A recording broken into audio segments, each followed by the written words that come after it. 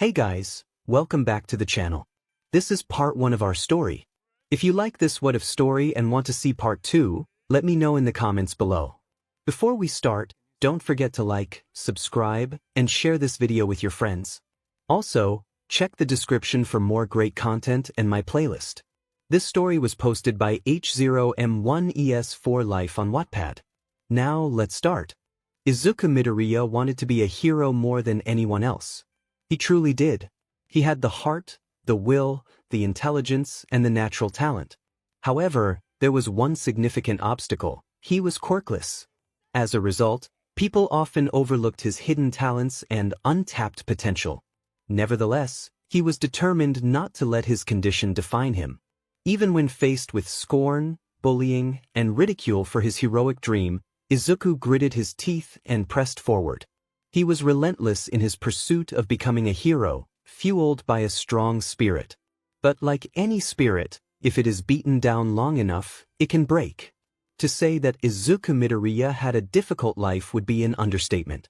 Ever since he was quirkless, everything good in his life seemed to vanish. His father left, his mother became distant, friends turned into enemies, and his childhood friend became his bully after he turned 4. It felt as if fate had decreed that his early years would be the only time he would be happy, leaving him to endure hardship for the rest of his life. Yet, Izuku was resolute. He would become a hero, fulfill his dreams, and find true happiness.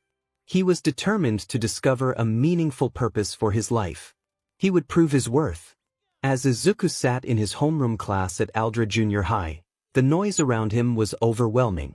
Quirk use and disruptive behavior were the norm, and the teacher seemed indifferent.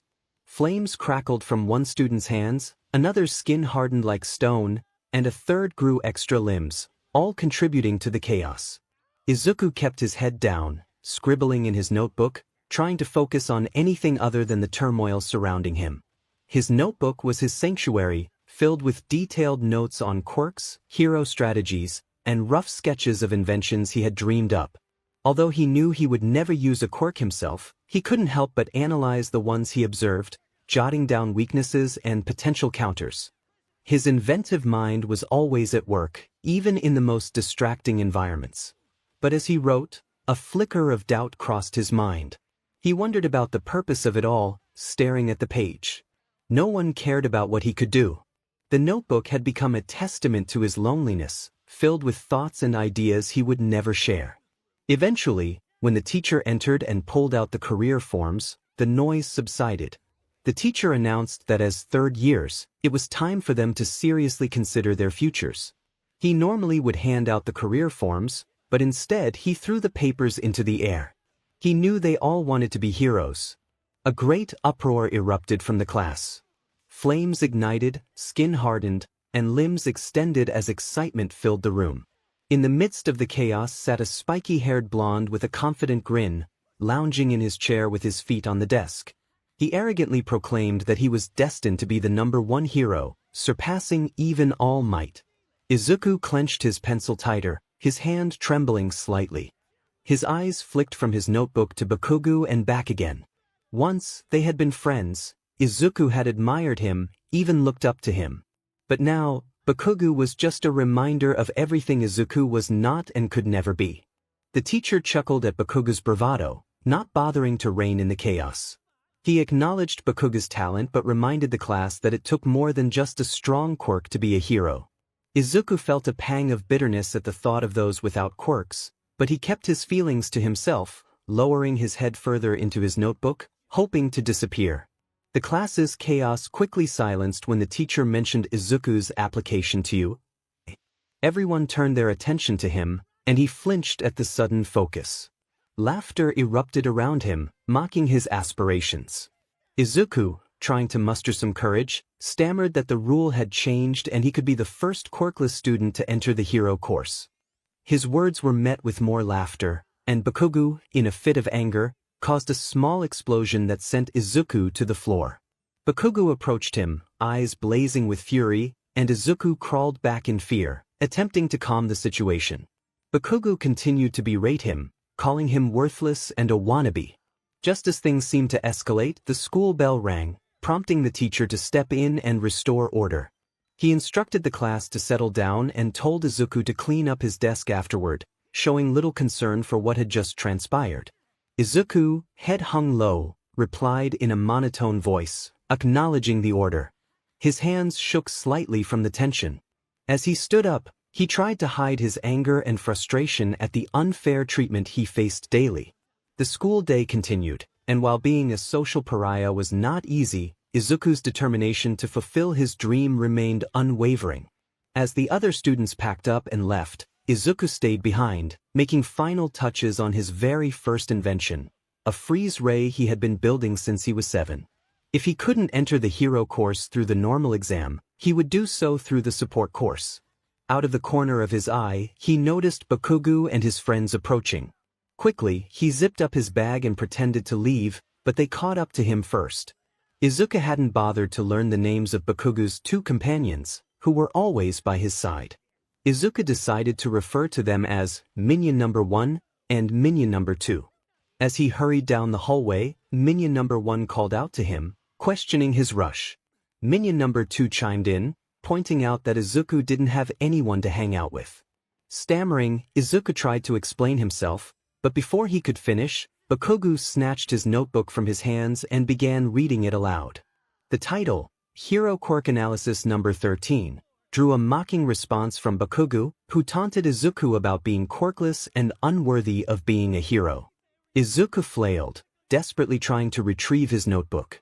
Determined, Izuku insisted that he could still be a hero and pleaded for his notebook back. Minion Number 2 bluntly reminded him that studying alone wouldn't get him accepted into the hero course, while Minion Number 1 laughed at the idea. Bakugo, feigning generosity, pretended to hand the notebook back. Just as Izuku reached for it, Bakugo unleashed his explosive quirk, incinerating the notebook and sending a wave of panic through Izuku. The charred remains were tossed out the window, and Bakugo placed a hand on Izuku's shoulder, smoke rising from his palm and causing a slight sting. Bakugo leaned in, his voice low and threatening, warning Izuku not to even think about applying to you. Izuku could only nod in fear, feeling the weight of Bakugo's words. As Bakugo and his minions turned to leave, Bakugo delivered one last cruel remark, suggesting that if Izuku wanted to be a hero so badly, he should jump off a roof and hope for a quirk in his next life. The laughter of Bakugo and his minions echoed in the hallway as they exited, leaving Izuku standing there, fists clenched and eyes darkening. A glimmer of something darker flickered in Izuku's gaze as he considered using his freeze ray on Bakugo, imagining freezing him for eternity or using him for his experiments. The thought of stripping Bakugo of his quirk was intoxicating, and a small, devious smile crept onto his lips. But then he caught his reflection in the window and was startled by the twisted look in his eyes. This wasn't the hero he aspired to be. Shaking his head, he unclenched his fists and took a deep breath, reminding himself that heroes don't seek revenge. He needed to calm down and focus on his dream. Gathering his belongings, he left the classroom, the weight of Bakugo's words heavy on his mind. After retrieving his ruined notebook from a nearby fish pond, he began his walk home, feeling disheartened. It had been a rough day, but he tried to keep his spirits up, determined to smile through the pain, just like his idol, All Might. As he exited the school gates, he contemplated where to go. He sighed, not wanting to return home, knowing that his mother would likely be there. Their relationship had grown strained since he had been deemed quirkless, and he dreaded any confrontation. Lost in thought, he nearly missed the familiar trio of small, yellow figures in blue overalls bounding toward him, their vibrant energy a stark contrast to his gloomy mood. Their cheerful greetings cut through the heavy atmosphere, drawing a reluctant smile from Izuku. Despite his somber feelings, their unwavering optimism provided a welcome distraction. He greeted them with genuine enthusiasm, recognizing the minions as an unexpected part of his life. Izuku recalled their first encounter vividly. It had begun a week ago when he sneaked into an abandoned building to test his gadgets. Inside, he set up a makeshift lab to experiment with his support items and weapons, hoping to prepare for the support course exam. He had intended to imitate All Might's bravado, but instead, his antics made him appear villainous. Unbeknownst to him, the minions had been watching, drawn to his performance and eager to serve a villain. Initially, Izuku thought the minions were bizarre-looking creatures speaking in a language he couldn't understand. However, when he returned to the building, he was astonished to discover an entire society of minions, all working together to fix the place. The realization that there was a community of these creatures, each with their own personalities and skills, was both overwhelming and intriguing. Since then, the minions had stuck to his side like glue, becoming an unexpected source of companionship. The trio of minions, whom Izuku had learned to be Kevin, Stuart, and Bob, began to surround him, fawning over him while babbling excitedly in their own language. Izuku felt a bit uncomfortable but appreciated the sentiment nonetheless. He expressed his gratitude, feeling his mood lighten after a tough day. Suddenly, the tallest minion, Kevin, spoke up with enthusiasm, revealing that they had a surprise for him. Stuart and Bob nodded eagerly, their excitement contagious. Izuku, still struggling to understand their language, recognized the word surprise and felt a spark of curiosity. The trio nodded vigorously and soon began to pull him along by the hand. As they led him to a secluded alleyway, Izuku's eyes widened in shock at what they revealed. The minions chorused in delight, unveiling a heavily modified armored motorbike. It had a sleek, sharp design with a massive thruster at the back, giving it a futuristic look. The black, gray, and neon green color scheme made it appear incredibly cool. Izuku was amazed, breathlessly taking in the sight of the bike, which looked like something from a high-tech action movie. He stammered in disbelief, realizing he was far too young to drive such a powerful machine. Stuart dismissed his concerns with a casual gesture, and Izuku felt a mix of excitement and panic. Despite his hesitation, Kevin nudged him playfully, urging him to join in the fun. With a mix of reluctance and thrill, Izuku finally gave in. Soon, he was speeding through the empty streets, riding the motorbike alongside the minions, all of them enjoying the exhilarating experience. He utilized the big thruster, propelling them forward and leaving a trail of smoke behind. As they raced down the streets, Izuku spotted a tunnel under a bridge and noticed something unusual emerging from a manhole, a massive, liquid body of slime. Alarmed, he pulled back on the throttle, trying to slow down. The sludge villain, in the midst of escaping from All Might, turned to see what was causing the commotion.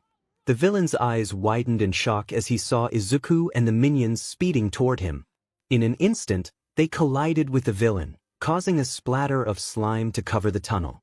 Izuku and the minions tumbled from the bike but managed to get up, dazed but unharmed.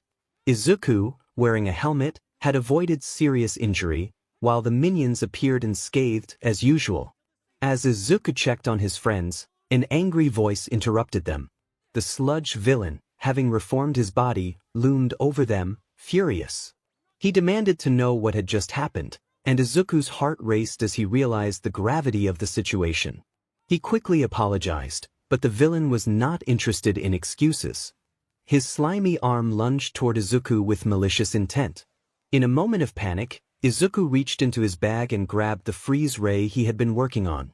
Without hesitation, he aimed and fired, the beam hitting the villain's hand and freezing it in place. The villain stumbled back in surprise, but Izuku didn't stop there. He fired again, freezing a larger portion of the villain's body, who let out an enraged roar as the ice spread. Breathing heavily, Izuku took a step back, astonished that his invention had worked. However, he quickly realized the danger was not over. The villain disassembled the frozen parts of his body and charged at them, furious. Izuku continued to freeze the villain, trying to slow him down while searching for another gadget or weapon.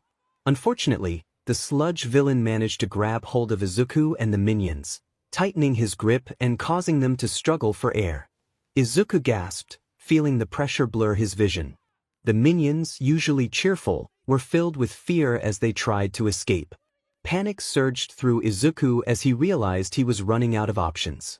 The villain's laughter echoed ominously, taunting Izuku as he threatened to make them suffer. Desperation fueled Izuku's actions as he clawed at the sludge, but it was futile. He felt his strength waning, the world around him growing darker. Was this the end? Was this how it was going to end? Just as the darkness began to close in, a powerful gust of wind swept through the tunnel, followed by a booming voice that shook the very ground. The voice declared that there was no need to fear, for the hero had arrived. Izuku's eyes widened in shock as he recognized the voice. All Might, the symbol of peace, had come to save them. In one swift motion, All Might struck the sludge villain with such force that the villain was sent flying, freeing Izuku and the minions from his suffocating grasp. The sheer power of the punch caused the air to ripple, and the tunnel walls trembled under the might of the hero. Izuku and the minions were finally released, but All Might's punch had been so powerful that it knocked everyone out. When Izuku awoke, he found himself face to face with his lifelong idol, the #1 hero, All Might, who was gently urging him to wake up. Any other time, Izuku would have been overjoyed to meet the one and only All Might.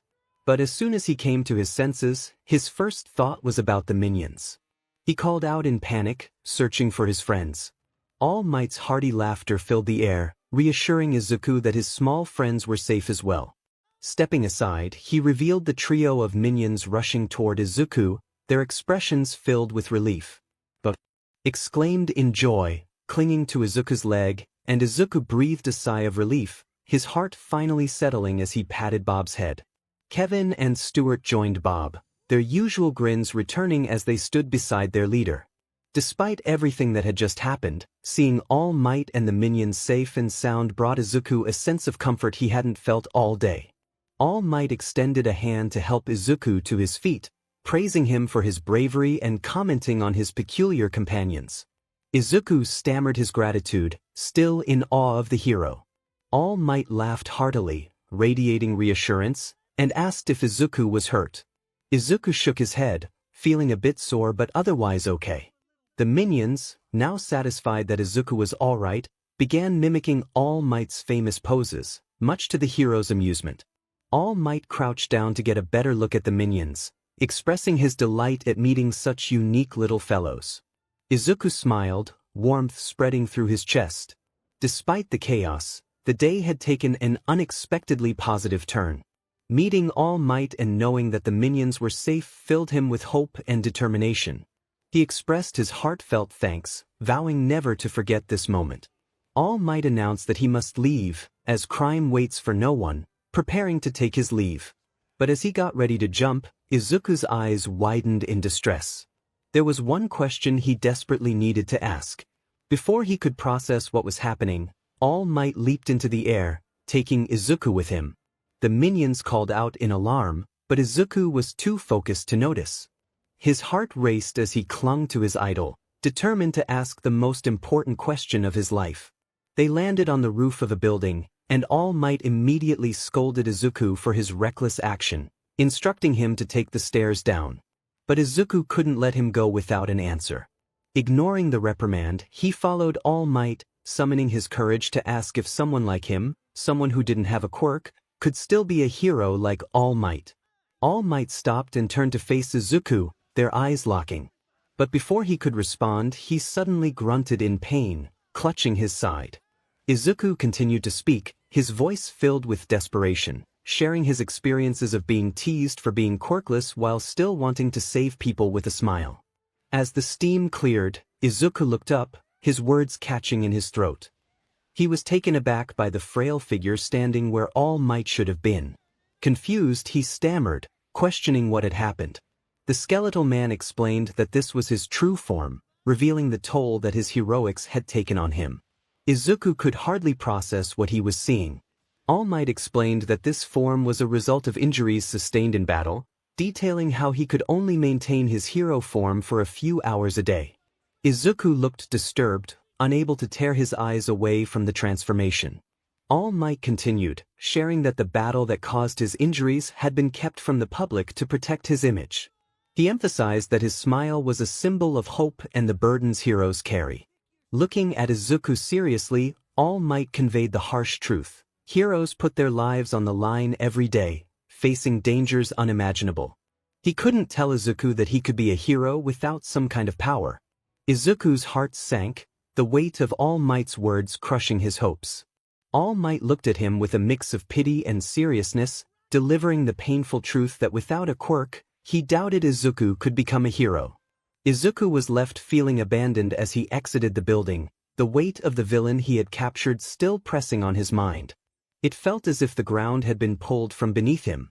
Tears blurred his vision as All Might's words echoed in his thoughts. The dream he had cherished for so long now felt like it was slipping away. He was utterly devastated. Memories of bullying and constant belittlement flooded back, the taunts of his peers ringing in his ears. Bakugo's harsh words played on a loop, mocking him. The #1 hero, his lifelong idol, had just rejected him, shattering his hopes.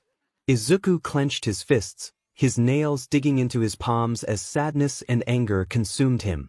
His body trembled with the overwhelming mix of emotions, the pain of a broken dream twisting inside him. It was undeniably a terrible day. As he walked home in a daze, his feet moved on autopilot while his mind swirled in a void of emptiness.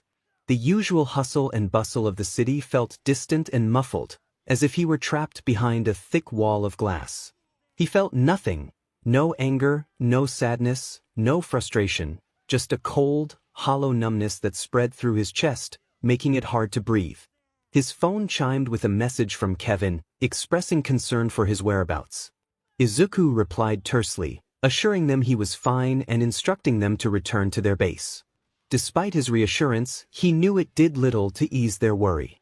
When he reached the front door of his apartment, tension filled him. The thought of facing his home and his mother weighed heavily on his heart. This was the part he dreaded most. Anxiety bubbled up again, mingling with the numbness he felt. He had tried so hard to avoid this place after his painful encounter with All Might, and the anticipation of seeing his mother only deepened his unease. Taking a deep breath, he unlocked the door with a trembling hand. The creak of the hinges echoed in the quiet hallway. His mother, 𝗵𝗄, was not there to greet him with reprimands, which was a small relief. He was in no mood to deal with her today. Izuku closed the door behind him, the silence of the apartment pressing in. He trudged to his room, hoping to escape into his thoughts and avoid any interaction. However, his room, once filled with All Might and hero merchandise, now felt like a mockery of his dreams. He decided to go outside instead. But as he passed the kitchen, he saw his mother standing there, lost in her own world. 𝗵𝗄's voice broke the silence, sharp and unforgiving. She noted his late return, though her tone lacked genuine concern, and she didn't turn to face him. Feeling the weight of the day crushing him, Izuku tried to ignore her. He mumbled an acknowledgement as he headed toward his room, lacking the energy to engage with her. But 𝗵𝗄's voice followed him, rising in irritation. She expressed her frustration about his frequent absences, questioning where he had been. Izuku stopped, feeling a familiar sting. He turned back, his voice strained as he admitted he had a bad day. 𝗵𝗄's annoyance was palpable as she responded with skepticism, suggesting he always had excuses. She wondered if he even cared about how much he frustrated her. A surge of anger and hurt welled up in Izuku. He wished for her to leave him alone, insisting he didn't need this right now. 𝗵𝗄 turned to face him, her expression twisted in frustration. She accused him of being dismissive and irresponsible, expressing her feelings of burden. At that moment, Izuku snapped. All the anger and frustration he had bottled up erupted. He shouted, demanding to be left alone for just a moment, pleading for her to understand the struggles he faced. His outburst hung in the air, a thick cloud of tension. 𝗵𝗄 flinched, a rare show of vulnerability, but quickly recovered, her face contorting in fury. She retaliated, claiming he could never understand her burdens, that he was selfish for thinking the world revolved around him. And his dreams? Izuku, incredulous, responded with raw emotion, insisting he had been hurting for years while she only thought of herself. 𝗵𝗄's anger boiled over as she accused him of being self-centered, claiming he was a disappointment and that she had wasted her life on him. Her words cut deep, and Izuku felt himself unraveling. Then 𝗵𝗄 delivered the final blow, saying she wished he had never been born. Silence fell, heavy and suffocating. The world seemed to stop as Izuku's heart plummeted, the last remnants of his fragile spirit crumbling away. For a moment he stood there, staring at her in disbelief, struggling to comprehend the weight of her words. The person who was supposed to love him unconditionally, who was meant to be his refuge, had just shattered whatever remnants of hope he had left. Without another word, Izuku turned on his heel and bolted out of the apartment, his vision blurred by unshed tears. The door slammed shut behind him with a deafening bang, but he didn't care. He just needed to get away, from her, from the pain, from everything. His feet pounded against the pavement as he ran through the darkened streets, the world around him a blur. He didn't know where he was going and didn't care. He just needed to escape, to outrun the suffocating weight of his mother's words that echoed in his mind like a cruel, endless mantra. The cold air slapped against his face, but he didn't stop. He kept running, heavy rain hitting him as he fled from the apartment and the hurtful words that lingered in his thoughts. Izuku sat in a dark, empty alleyway, his body curled tightly against the cold, unforgiving wall. His breaths came in ragged, shuddering gasps as he fought to keep himself together, his chest rising and falling with the effort. His hands clutched desperately at his hair, pulling at the roots in a futile attempt to silence the voices and memories that crashed through his mind like a relentless storm. Each word, each cruel taunt, echoed in his head, growing louder and more overwhelming with every passing second.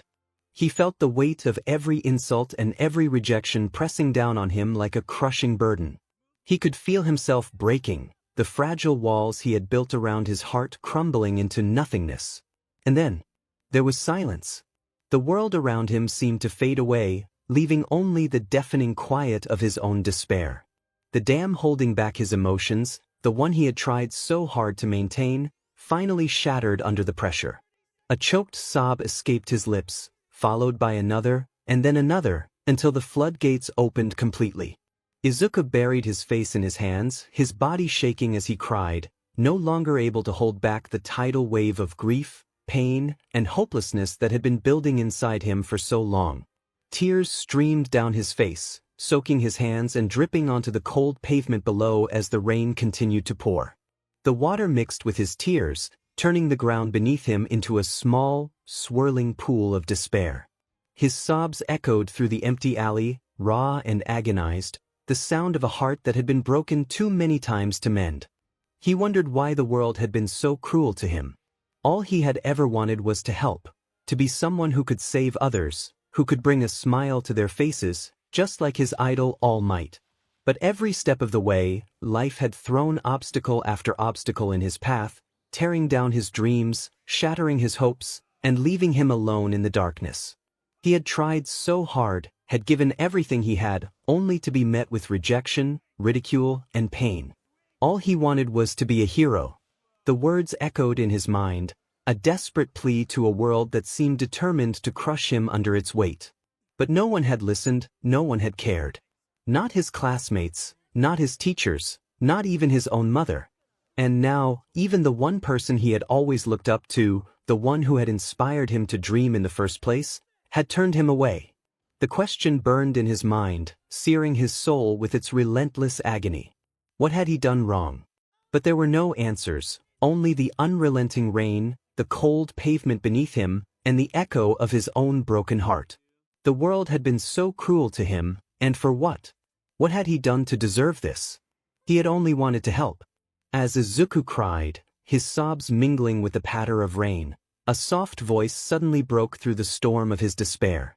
A small figure stood in front of him, holding out a cherished toy teddy bear with a gentle smile. Behind this figure were others, all looking at Izuku with genuine concern etched on their faces. The small creature stepped closer, extending the teddy bear towards Izuku, repeating comforting words. Izuku stared at the toy, a lump forming in his throat as the warmth of the gesture began to seep into his broken heart. He didn't bother to wipe away his tears as he reached out with trembling hands, accepting the teddy bear. The softness of the plush toy was a stark contrast to the cold, hard reality he had been drowning in. The concern in their eyes was so genuine, so pure, that it made the tears flow even harder. These small, strange creatures had come to find him, who cared enough to stay by his side in his darkest moment. He hugged the teddy bear close, his chest heaving with the weight of his emotions. He whispered his gratitude, though the words felt inadequate. They had done more for him in this moment than anyone else had. They had found him when he felt lost, offered him comfort when he felt abandoned. They moved closer, placing their hands on his shoulders in a gesture of support. They didn't speak, but their presence was enough. They were there for him, and in that moment, it was all Izuku needed. As his tears dried and his spirits began to lift, he looked up at the bright moon hanging in the night sky. The soft, silvery light bathed him in a sense of calm as he contemplated his next move. His dream of becoming a hero felt distant, shattered by the harsh realities of the world. But as he stood there with his newfound friends by his side, a flicker of determination began to ignite within him. He realized that he didn't have to follow the path laid out by others. If being a hero wasn't in the cards for him, then Izuku would find another way to make his mark on the world. He considered All Might's suggestion of becoming a police officer but dismissed it. Deep down, he knew that the same barriers that kept him from being a hero would likely hinder his acceptance as a police officer too. Then, his thoughts turned to the minions, these strange, loyal creatures who had shown him more support than anyone else. A new fire lit in his eyes as an idea began to take shape in his mind. If he couldn't be a hero, he would carve out his own path, one where he could still make a difference, even if it wasn't in the way he had originally dreamed. Standing tall with renewed purpose, Izuku turned to the minions, his voice steady and determined as he asked where his motorbike was. The trio looked at each other, confused by the sudden change in Izuku's demeanor. Stuart pointed to the street outside the alleyway, where they had left the bike. Curious about what Izuku was planning, they watched him closely. For the first time in what felt like forever, a confident smile spread across Izuku's face as he instructed them to follow him. When they reached the motorbike, Izuku noticed that it was slightly damaged from the earlier encounter with the slime villain. The front was scuffed and the handlebars were a little bent, but it was still usable. He grabbed his helmet and slid it on, feeling the cool weight settle over his head. Then he swung his leg over the bike and sat down, urging the minions to get on. They scrambled onto the bike, finding spots to hold on as Izuku revved the engine. The sound roared to life, echoing off the walls of the alleyway. With a determined glint in his eyes, Izuku revved the engine of his motorbike. The sound roared through the quiet night as he clicked the button that activated the thruster. In an instant, they were off, speeding into the darkness like a blur of motion and light. Izuku made sure his helmet was securely in place, covering his face so no one could recognize him driving underage. The thrill of the ride, the wind whipping past him, and the minions clinging on behind him made his heart race with exhilaration. He expertly maneuvered through the late-night traffic, weaving between cars and leaving them in the dust. The streets were mercifully clear at this hour, allowing Izuku to push the bike to its limits without much worry. The city lights blurred into streaks of color as they raced toward their destination. Izuku arrived at the once-abandoned building where he had first encountered the minions, and his jaw nearly dropped in surprise. The place looked completely different from what he remembered. It was no longer the dilapidated structure he had expected. Instead, it now appeared as a perfectly normal, unassuming building that blended in seamlessly with its surroundings. He marveled at how quickly the minions had managed to renovate the entire place, disguising it so well that no one would ever suspect it housed anything unusual. As he stared at the building, a mix of pride and disbelief washed over him. The minions had not only built a base, they had created the perfect cover for whatever plans he might have in the future.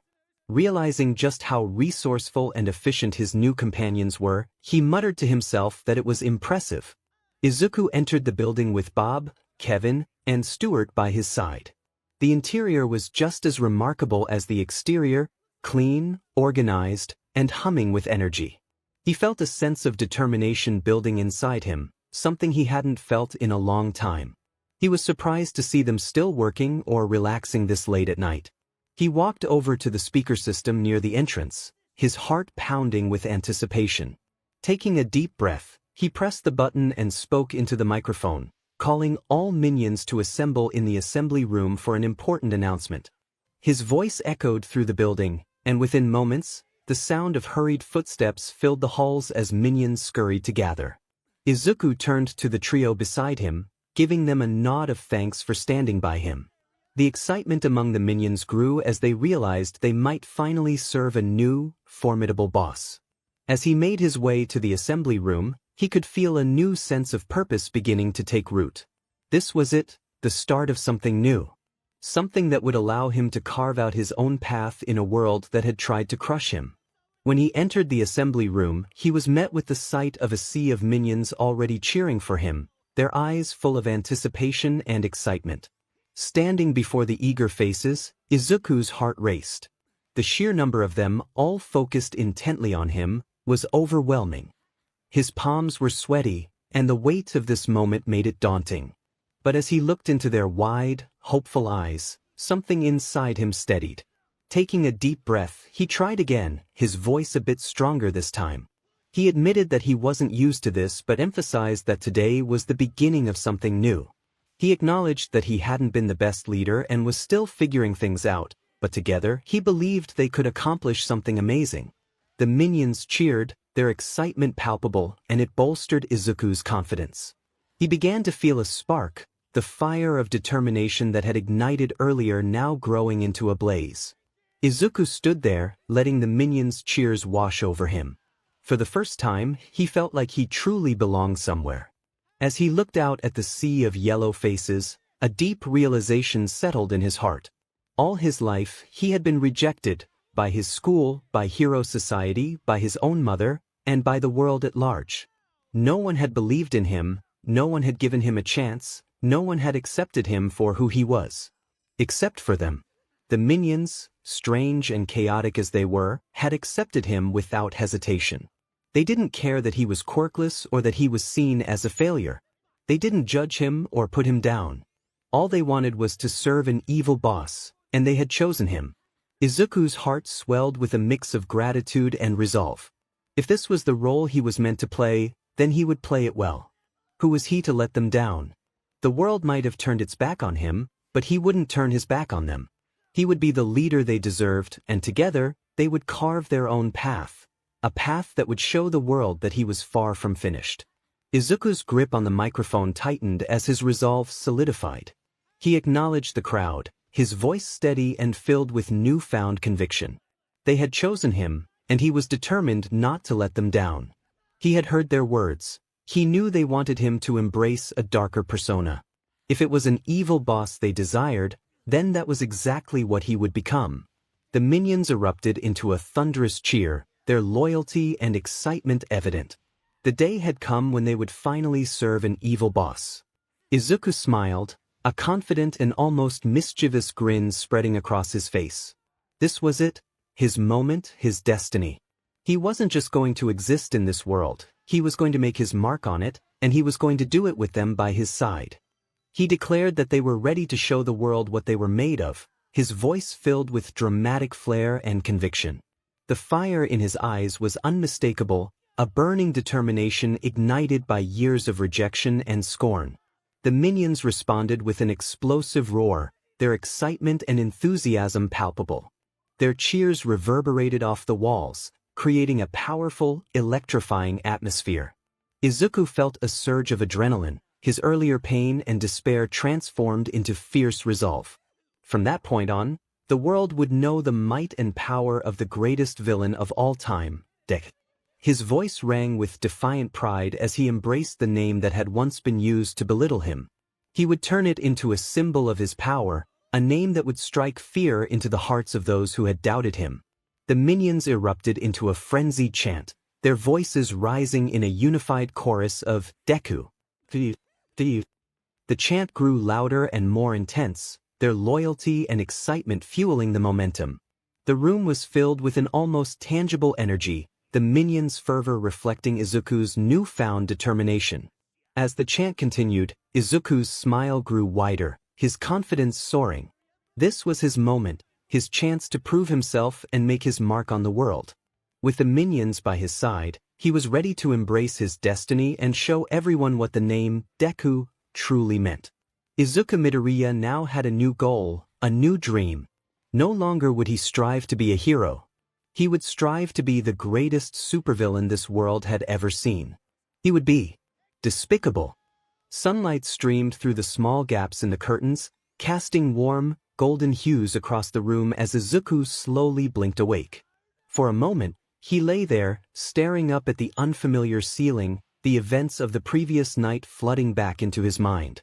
He wasn't in his small, cluttered bedroom filled with hero merchandise anymore. This was different. This was the beginning of his new life. He sat up, rubbing the sleep from his eyes and stretching his arms above his head. The bed he was in was surprisingly comfortable, far better than he expected from an abandoned building. But then again, with the minions around, nothing seemed impossible. He examined his body and noticed that he was still wearing the same, drenched middle school uniform from yesterday. As he swung his legs over the side of the bed, the door to his room burst open, and a trio of familiar faces tumbled inside. Bob exclaimed cheerfully, holding up a tray laden with a somewhat haphazardly prepared breakfast. Scrambled eggs, slightly burnt toast, and what looked like a banana smoothie occupied the tray, all wobbling precariously as Bob struggled to keep it balanced. Izuku greeted them with a soft smile, his heart warming at the sight. He hadn't expected this kind of treatment, but it was a welcome surprise nonetheless. It was a nice change from when his mother would usually burst into the room and wake him up in a less gentle manner. Kevin stepped forward, adjusting his goggles proudly, announcing the banana smoothie with enthusiasm. Stuart, ever the cool one, strummed a small ukulele, adding a musical touch to the morning greeting. The cheerful tune filled the room, instantly lifting Izuku's spirits. Izuku couldn't help but chuckle at their antics. He thanked them, taking the tray from Bob before it could tip over. He took a sip of the smoothie, the sweet taste of bananas filling his mouth. The minions beamed at the praise, exchanging excited high fives before bustling around the room, tidying up and laying out a fresh set of clothes for him. Izuku watched them, feeling a sense of belonging that he hadn't felt in a long time. These little creatures had accepted him wholeheartedly, and their loyalty was unwavering. As he finished his breakfast and got dressed, he noticed Kevin standing nearby. He asked Kevin what time it was, still half focused on getting ready. Kevin glanced at his watch and replied that it was 7:30. Izuku's eyes widened in panic. He realized he would be late and immediately started rushing around the room, frantically grabbing his school supplies and muttering under his breath in a flurry of nervous energy. But then, as he was about to bolt out the door, Izuku froze. A sudden realization hit him. Wait a minute. I'm a villain now. I don't need to go to school anymore. But then reality started to settle in. Sure, his mother hadn't reported his absence to the authorities or any pro-heroes, something he was oddly grateful for, even if it was a sign of her negligence, but it would definitely raise suspicion if he suddenly disappeared for more than a day or two. He groaned. As painful as it would be, he supposed that he should attend school for now to avoid raising suspicion until he figured out his plan of action. Besides, there was something he needed to do there, and another pressing question gnawed at the back of his mind. How does one become a villain? He had spent his entire life idolizing heroes, so the thought of doing the opposite was completely foreign to him. Society's tendency to villainize and ostracize them didn't help at all. He pondered what he should do now, how a villain acts, and whether he should start emulating Kakin. He wondered what his first act of villainy should be and if he even had to act evil. Lost in his spiraling thoughts, he didn't notice he had started muttering under his breath, his words becoming a frantic blur. The trio of minions exchanged nervous glances, clearly unsettled by their boss's sudden shift in demeanor. Bob, with concern in his round eyes, hesitantly addressed him. Izuku snapped out of his thoughts and blinked at the worried expressions of his minions. He laughed in embarrassment, apologizing for scaring them. As he stepped out of his bedroom and into the hallway, he was greeted by a flurry of activity. Minions were everywhere, scurrying about with tools, blueprints, and various gadgets that Izuku couldn't even begin to identify. The once abandoned building had been completely transformed. The walls were reinforced and painted, the floors polished to a shine. High-tech equipment lined the corridors, and several rooms had been repurposed into laboratories, workshops, and control centers. It was as if he had stepped into the headquarters of a top-tier organization. Izuku marveled at their work, asking if they had done all of this overnight. Kevin walked alongside him, nodding enthusiastically in response. Filled with pride and anticipation, Izuku took in the results of their hard work.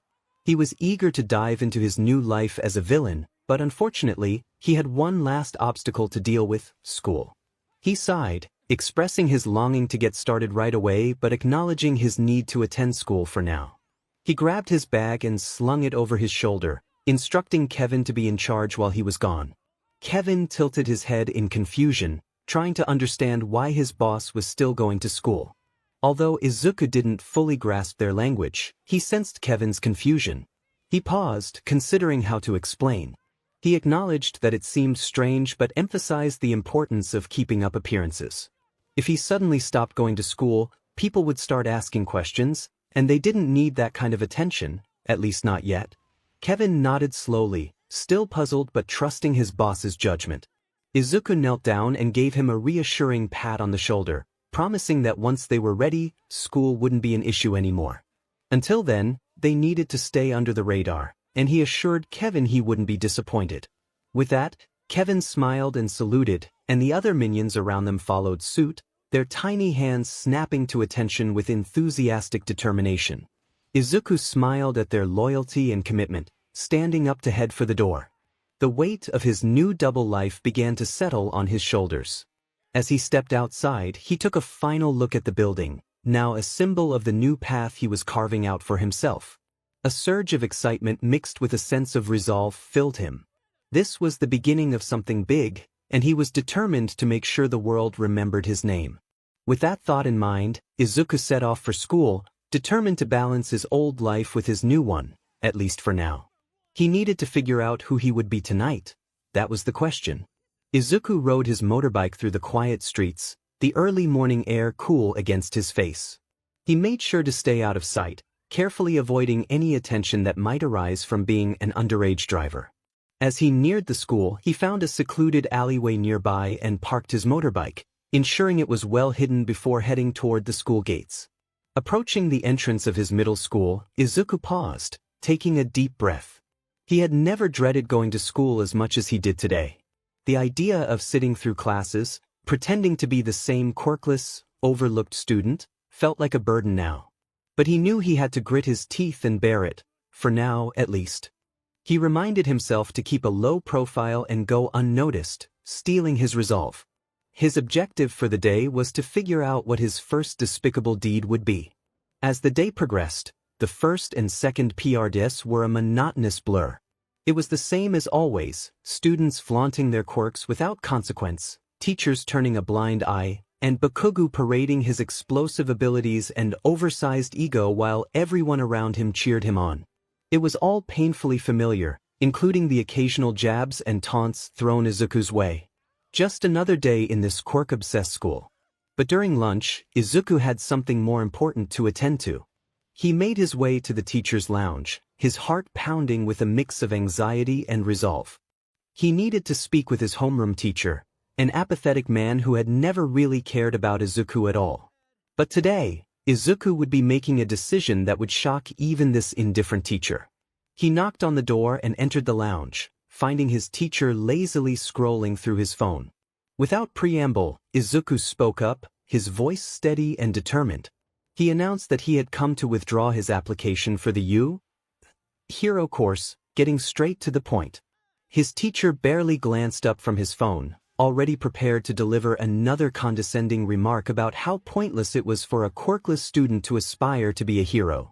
But as the words sank in, the teacher froze, processing what Izuku had just said. The surprise in his voice was almost satisfying, but Izuku didn't let it show. He simply stood there, waiting for the teacher's reaction. The teacher interrupted, still processing the shock, and asked what had caused this change. His voice wavered with genuine curiosity, a hint of alarm creeping in as he tried to make sense of the situation. The usually disinterested teacher, who often seemed to loathe both his job and life itself, was absolutely flabbergasted. For once, the man who rarely showed any emotion beyond boredom was fully engaged, trying to comprehend whether this was truly the Izuku Midoriya he knew. Izuku sighed, keeping his expression neutral. Izuku had finally come to a realization that being a pro-hero was impossible for someone like him, and he believed his true purpose lay elsewhere. His words were carefully chosen. While not entirely untrue, He couldn't reveal the full extent of his newfound determination to pursue villainy. The teacher appeared taken aback, almost shocked. The curt and formal demeanor was completely unlike the timid, nervous boy he knew from class. Izuku didn't even stutter. The teacher expressed pride in Izuku for taking the advice of others to heart. Izuku's brow twitched as he resisted the urge to sneer at the man's audacity. He thought bitterly that the teacher had no right to feel proud. The teacher sighed, putting on a facade of concern, stating that he cared deeply about Izuku's well-being and future. It was good that Izuku had dropped his unrealistic dream and was thinking more reasonably. The hypocrisy was almost unbearable, but Izuku kept his composure, knowing he had bigger plans ahead. As lunch neared its end, the teacher dismissed their conversation with an air of finality, expecting Izuku to choose a reasonable career. Izuku replied with a cheery smile that contradicted the disdainful look in his eyes. After leaving the teacher's lounge, he took a deep breath to calm himself, reminding himself to keep a low profile for the rest of the day. Word quickly spread around the school that Izuku had given up on his hero dream. He felt annoyance at how quickly rumors spread, realizing that either a nosy student or a careless teacher had leaked his conversation. Sitting alone during lunch, he felt a rare sense of peace, as everyone now believed he had given up, allowing him to plot his next move without interruption. However, Bakugo approached him, his voice dripping with the usual arrogance but this time sounding more serious. Izuku cast a shadow over his expression but decided to play along with his usual timid act. Bakugo confronted him about giving up on his hero dream, and Izuku feigned confusion, stuttering in response. Bakugo scoffed, clearly not believing Izuku's act and demanding to know what he was planning. Izuku stammered that he had realized he would never be a hero, so there was no point in trying anymore. Bakugo's narrowed eyes showed he was unconvinced, and he warned Izuku that he would figure out what he was up to. As Bakugo walked away, Izuku couldn't help but smirk inwardly, feeling a thrill at the thought of his plans. He now knew exactly what his first act of villainy would be: burning down the school that had been a source of pain and humiliation. The thought sent a shiver of excitement down his spine. The satisfaction of erasing it from existence was too tempting to resist. It was time to make them all pay. As the school day ended, students and teachers filed out, eager to head home. Izuku lingered behind, waiting patiently until the halls were empty, leaving only a few security guards and janitors. This was his moment. His first step before turning 𝐒𝐪𝐴 Junior High into ashes was to disable the security systems. Despite the school's poor security, he couldn't afford to take any chances. Steeling himself for his first true act of villainy, he crept through the empty hallways, his footsteps barely audible on the polished floors. His heart raced with nerves and excitement as he headed toward the janitor's closet, knowing he needed a disguise to move about unnoticed. He slipped into the janitor's room, closing the door behind him. The small room was cluttered with cleaning supplies, mops, and various uniforms hanging on a rack. Izuku quickly grabbed one of the uniforms, only to realize it was several sizes too big. He silently cursed, realizing he had no time to waste. Struggling with the oversized outfit, he tried to make it fit, but it hung awkwardly on his frame. After several attempts with different uniforms, he finally found one that was just barely manageable. It still hung awkwardly, but he could make it work with some quick adjustments. As he fumbled with the uniform, he suddenly heard footsteps approaching the door. Panic surged through him as he glanced around the cluttered closet, realizing there was nowhere to hide. In a split-second decision, Izuku dove to hide behind a stack of mop buckets, crouching low and hoping he wouldn't be seen. The door creaked open, and Izuku held his breath, praying that he wouldn't be noticed. A janitor walked in, humming a tune as he grabbed a mop from the rack. Izuku squeezed his eyes shut, willing himself to disappear. The janitor paused, his gaze sweeping the room. For a moment, Izuku thought he was caught. But instead, the janitor's attention was drawn to a pile of discarded uniforms. He grumbled about someone messing with his closet, shaking his head in frustration. With an exasperated sigh, the janitor picked up the discarded uniforms and left, still muttering to himself. Izuku waited a few more seconds before letting out a sigh of relief. That had been too close. Cautiously, he emerged from his hiding spot. With the janitor gone, he adjusted the uniform one last time, pulling the cap low over his eyes and rolling up the sleeves as best as he could. He couldn't help but sigh at how ridiculous this all was, thinking that he really needed to plan better next time. Now, with his disguise in place, Izuku slipped out of the closet, taking a mop and mop bucket with him to make his disguise more believable.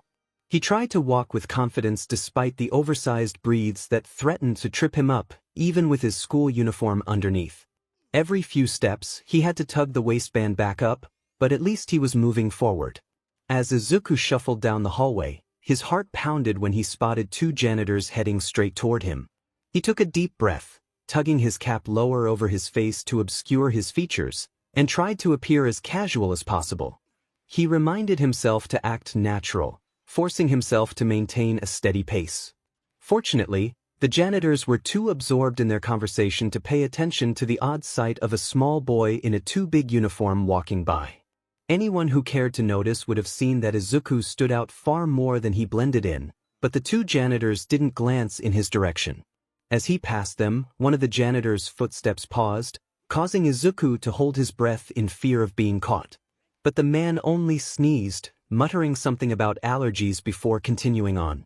Izuku exhaled a long sigh of relief as he finally reached the security office. His heart was still racing, but a small, triumphant grin tugged at the corners of his lips. When he arrived at the door, he carefully peeked through the small open crack to see the security guard, who was supposed to be watching over the cameras, lazily scrolling through his phone while munching on a donut. The guard was clearly more interested in his snack and whatever was on his screen than in the security feeds. Izuku's breath hitched, his palms trembling as sweat began to bead on his forehead. He had never done anything like this before. Doubts started creeping in, whispering that maybe he should back out, that this was too risky, too extreme. But then, memories of all the people who had put him down, the ones who had crushed his dreams and made his life difficult, flooded his mind. His fist clenched tightly, and with it, his resolve hardened. This wasn't just about the here and now, it was about his future, his new purpose. If he was going to be a villain, he needed to start acting like one. There was no turning back. Steeling himself, Izuku reached into his pocket and pulled out an invention his minions had given him. It was a carefully crafted makeshift dart gun in the form of a banana, with the dart also shaped like a banana. Izuku couldn't help but shake his head, a small smirk tugging at his lips. He might be off the mark, but it seemed his minions had a thing for bananas. With one last deep breath, Izuku pushed the door open just enough to get a clear shot. The guard didn't even look up. Izuku aimed carefully, the banana gun feeling awkward and unsteady in his hands. He fired. The banana-shaped dart shot out with surprising speed, hitting the guard squarely on the neck. The guard's eyes widened in surprise, his hand instinctively reaching for the dart before he slumped forward, unconscious, his donut falling from his hand. Izuku stood frozen for a moment, hardly believing that it had actually worked. But there was no time to celebrate.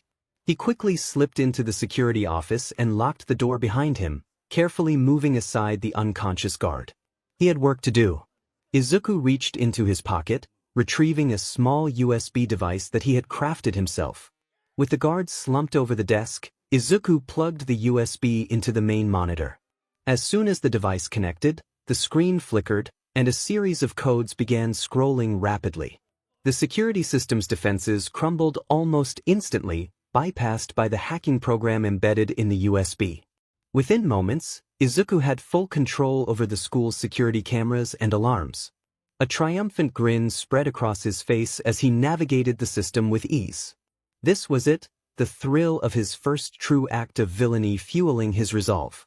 With a few keystrokes, Izuku deactivated all the security cameras and alarms, ensuring that no one would interrupt his plan.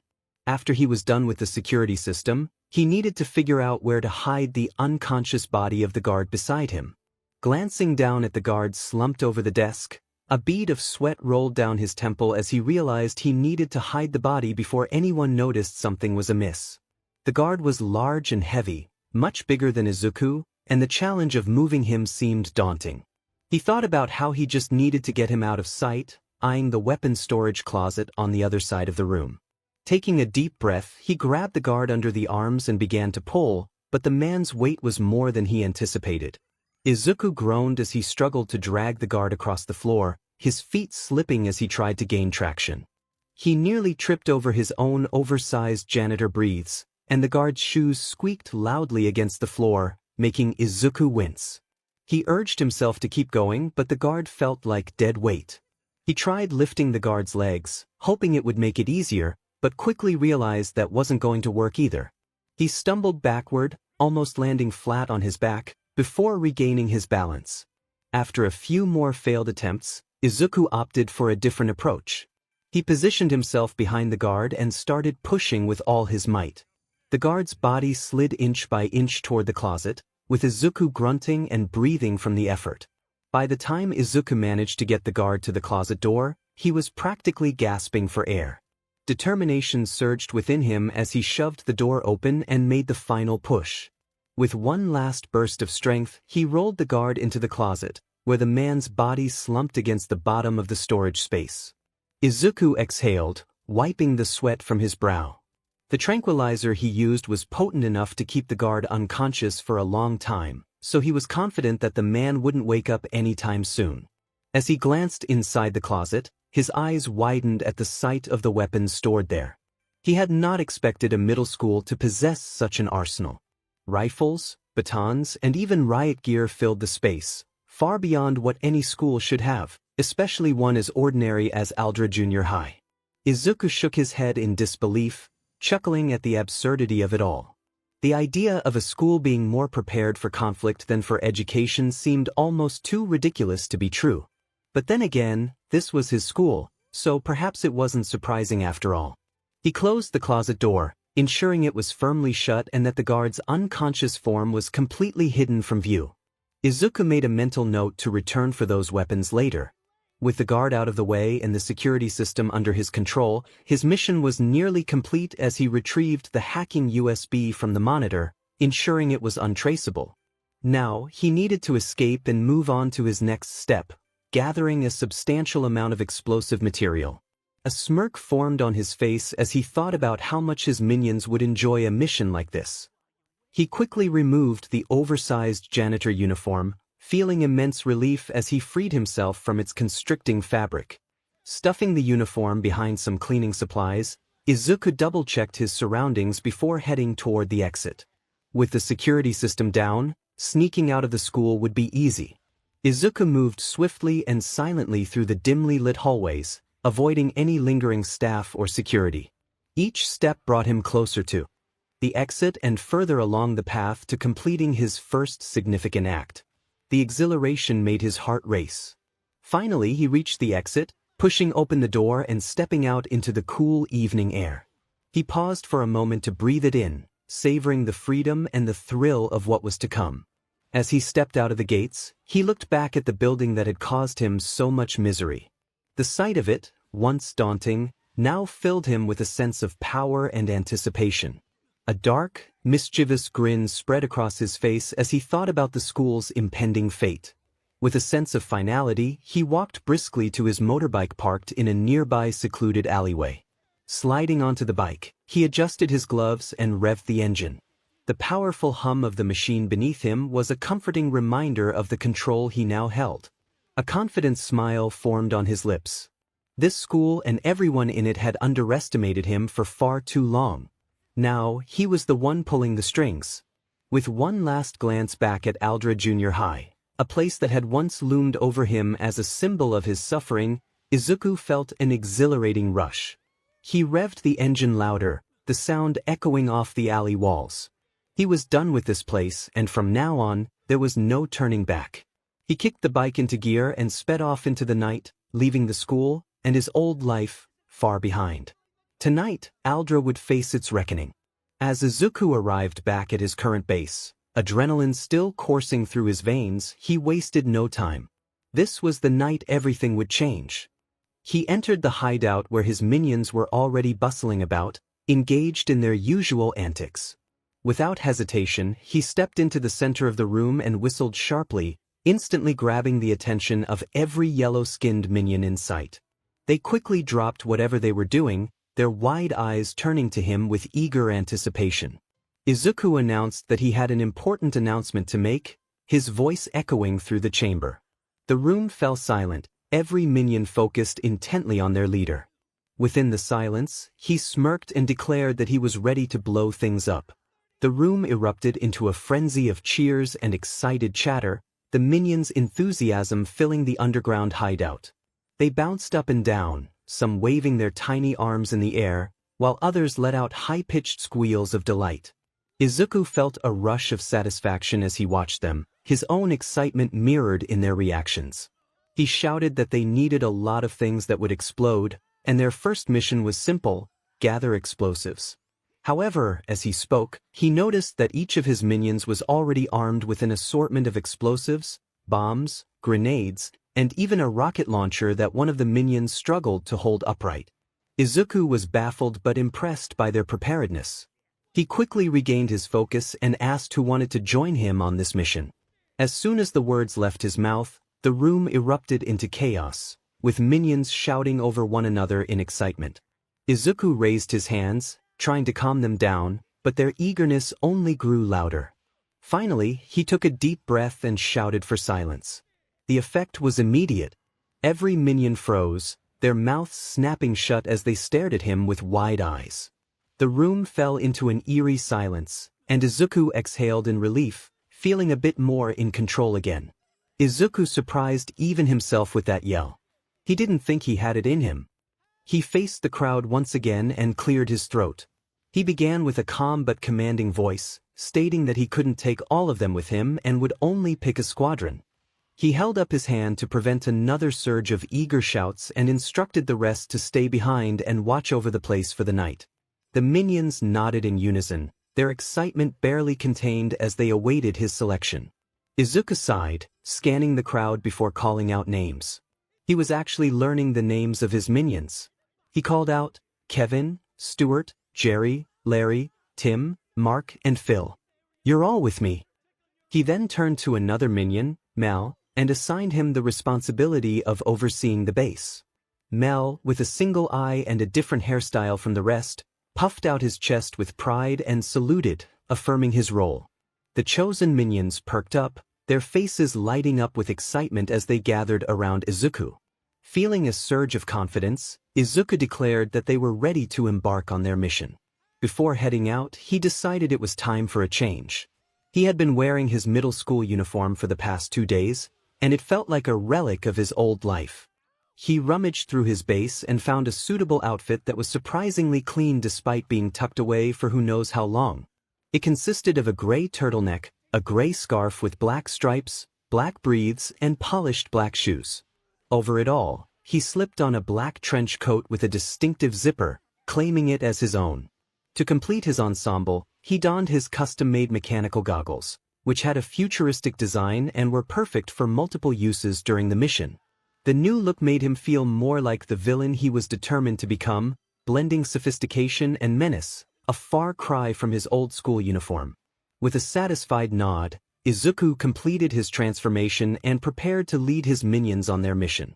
Outside, in the dimly lit alleyway, the roar of engines filled the air as headlights pierced the darkness. Izuku's sleek motorbike stood ready, alongside 3 mini versions of his own motorbike, each ridden by a pair of his minions, with Kevin sitting beside him.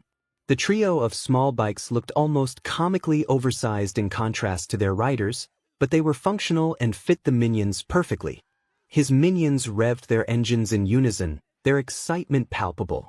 The night was young, and with a final glance back at his base, Izuku led the charge. The plan was in motion, and the darkness of the night seemed to whisper of the chaos to come. He called over the roar of the engines, his voice sharp and authoritative, urging his minions to get the job done. They responded with enthusiastic cheers, their energy infectious. With a final rev of their engines, Izuku and his squad raced into the night, the dark alleyway quickly disappearing behind them. Their mission was set, and the thrill of impending chaos filled the air as they sped toward Aldra Junior High, ready to set their plan into motion. However, they didn't speed through the streets recklessly. They maneuvered through quiet backstreets and narrow alleyways, carefully avoiding the gaze of any passers-by or potential pro-heroes. Each turn and route was calculated to keep them out of sight, ensuring their approach would be as discreet as possible. Eventually, they arrived at the school and parked in the same alleyway Izuku had used earlier. Dismounting, they approached the entrance of the empty school, the building looming ominously in the moonlight. Izuku turned to his squad, a dangerous glint in his eyes, and announced their arrival. He gazed at the school with a mix of disdain and satisfaction, expressing his thoughts on the place. Now that he was a villain, he felt free to let loose. He declared that they were going to blow the place sky high. The minions quietly cheered in response, their excitement matching Izuku's own. Their eager voices and bursts of energy contrasted sharply with the seriousness of their task. Izuku's eyes gleamed with satisfaction as he surveyed his squad's impressive arsenal. He looked down at his minions, a smirk tugging at his lips, and asked if they had everything they needed. The minions nodded enthusiastically, eager to show off their impressive collection. Larry and Jerry hefted bags brimming with explosives, while Mark carried a flamethrower with pride. Phil expertly juggled a bundle of grenades, Kevin held a gallon of gasoline, and Stuart brandished dual-silenced pistols. Tim even had a bazooka. It was clear that everyone was loaded. Izuku nodded approvingly, stating that they were ready for the big show. He reminded them that the goal was to ensure the place went up in flames, leaving nothing behind. The minions' eyes sparkled with excitement and mischief as they approached the building, their gear ready for action. Meanwhile, Izuku took a moment to set the scene. He pulled out his phone and slipped on his earphones, a mischievous grin spreading across his face. He intended to destroy the school but wanted to have fun while doing it, adding style to the chaos. With the song playing in his earphones, Izuku followed his minions as they diligently set up explosives around the school. He bobbed his head to the beat, savoring every moment of his grand spectacle. With the security down, he felt free to do whatever he wanted. He snapped his fingers to the beat, his eyes gleaming with a mix of excitement and mischief as he watched his minions work diligently, their movements punctuated by the occasional clatter of explosives being set in place. As he made his way through the entrance, his steps synced with the infectious groove of the song. He tossed a few of his own explosives into classrooms with flair, his movements as flamboyant as they were calculated. Inside, his minions were already busy planting explosives. As he turned a corner, a sudden explosion echoed through the building. Phil had accidentally pulled the pin from a grenade while juggling them, causing a shoe locker to erupt in a shower of metal and debris. The unexpected blast made Izuku burst into laughter. He continued his flamboyant dance down the hallway, tossing bombs and grenades into each classroom with dramatic flair. His movements were exaggerated, every throw accompanied by a flourish, making the whole scene feel like a twisted, high-energy performance. The school was now a stage for his grand performance, and Izuku was determined to leave it in ruins, all while grooving to his favorite song. The minions, equally caught up in the excitement, continued their work, the night's events unfolding with explosive flair. He was destroying his school while dancing, reveling in the chaos, his movements synchronized with the beat. As he tossed another bomb into a classroom, he couldn't help but smile at the irony.